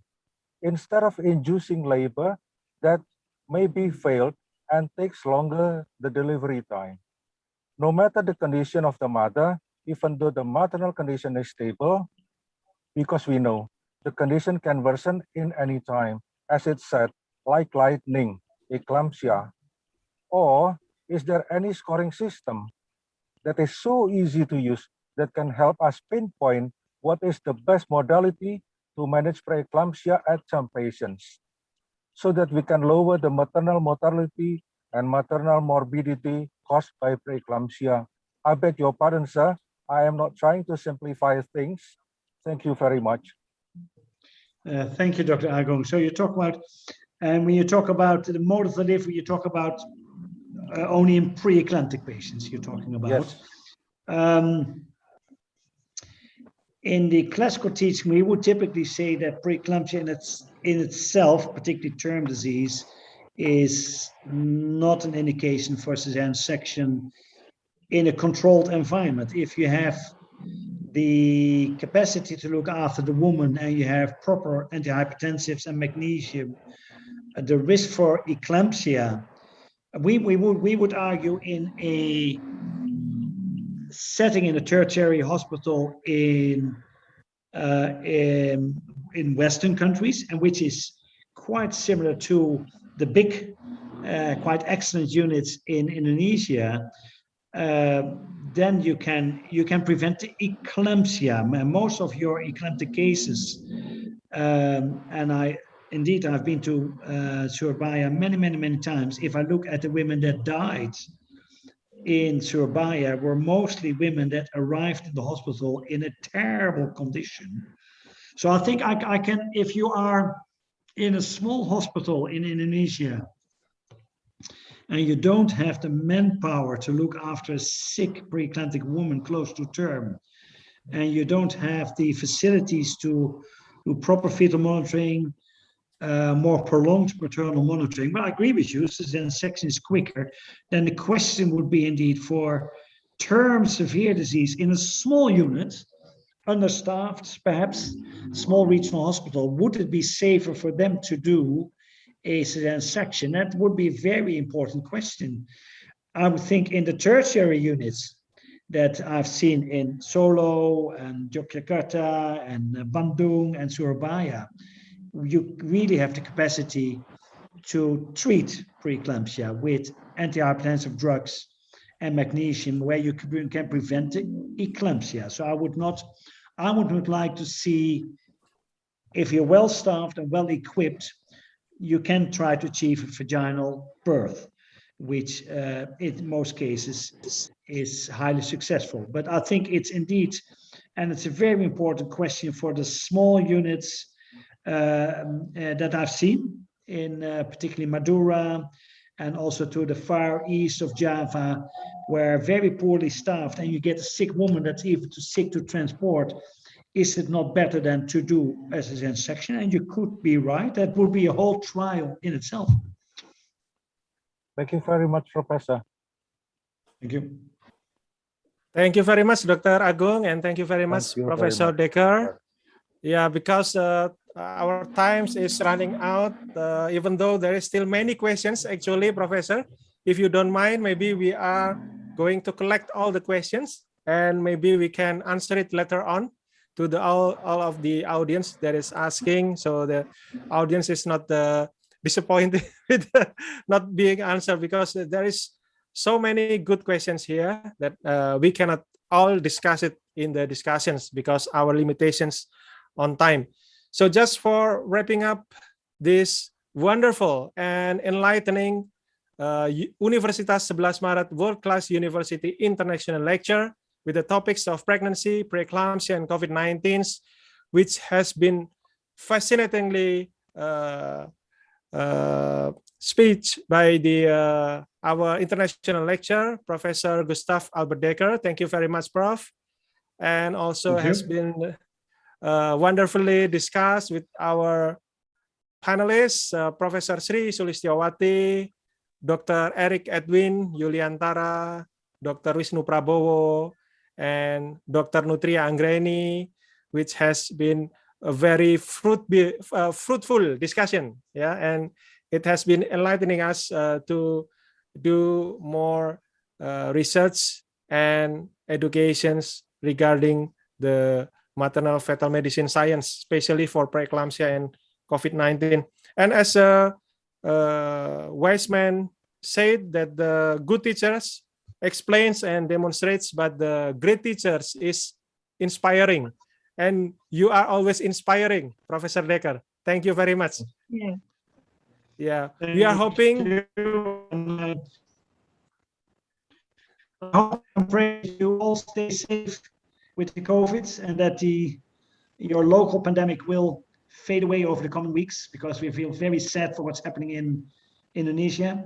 And I hope and pray again that I will have the opportunity to meet all of you in Solo City somewhere early next year. Let's fingers crossed there. Yeah. Yeah, we are hoping. Really hoping. We are looking forward for that. Yeah. And maybe also we would like to share to the audience that we are gladly announce that Universitas 11 Maret by the World University Rankings is already in the number 5 of the best university in Indonesia. Is by the 3rd September this year with the World University ranking versions, and number 1,201 international. So congratulations to Professor Jamal Wiwoho as a rector and all of the principals in 11 Maret University that has been working very hard to take 11 Maret University to another level, the global level, the world-class university level. Thank you very much for all of the attendees at the gathering in the sessions, and have a nice day, have a good health, and we see you soon with another international lecture. Thank you very much. Wassalamualaikum warahmatullahi wabarakatuh. Waalaikumsalam warahmatullahi wabarakatuh. Thank you, guys. Okay, thank you, Prof. Dekker. Thank you, guys. Nice to meet you. Terima kasih kepada teman-teman. Terima kasih, Dr. Stay healthy. Terima kasih semuanya. Sukses. Terima kasih. Baik, kami kembalikan. Mungkin ada hal yang mau disampaikan dari panitia, Dr. Meica atau Dr. Lini, untuk menutup sesi dari kuliah internasional yang kita sampaikan pada hari ini. Kami persilakan. Well, thank you for the moderator, Dr. Muhammad Adrianus Bakhnas, obstetric and gynecologist consultant. And thank you so much also for our speaker today, Professor Gustav Albert Dekker, and our panelists, expert and participant for interesting lecture and discussion. Now I will announce about the lucky participant who won the door prize today. Congratulations to Dr. Supanji, SPOG, and Dr. Giat, dan Dr. Faisal, and Dr. Lily, and also congratulations to Dr. Rosita. And then this event is also broadcasted on the Fetal Maternal Solo YouTube channel, so you can rewatch the later. Don't forget to like and subscribe the Fetal Maternal Solo YouTube channel. Hopefully, this event can upgrade our knowledge and could be a sustainable collaboration between 11 Maret University and Adelaide University. Thank you for the committee for organizing this amazing event, and we apologize for any inconvenience during this event. I, Ucha, as the master of ceremony today, bid you farewell and see you the next time. Wassalamualaikum warahmatullahi wabarakatuh. Waalaikumsalam warahmatullahi wabarakatuh. Thank you, Dr. Uki. Terima kasih semuanya. Panitia, Dr. Lini, Dr. Mica, dan tim. Terima kasih, Dr. Arti dan Dr. Uki, tim terima kasih. semuanya. Terima kasih, Residen. Dr. Erik, terima kasih. Tadi sudah hampir menggantikan tadi. Luka-luka. Dr. Nutria juga, Dr. Wisnu. Itu Dr. Mohon Robert izin ya, beda sehat kan? selalu semuanya. Sehat selalu. Sehat-sehat, Dok. Sukses. Mohon maaf tadi nggak semuanya bisa difasilitasi untuk bicara ya, untuk bertanya karena waktunya juga Ya, kita sebenarnya udah molor waktunya setengah juga jam. udah molor ini. Ya. Matur suwun, matur suwun. Terima Assalamualaikum. kasih dokter, terima kasih Prof. Dr. Adri. Alhamdulillah, bermanfaat.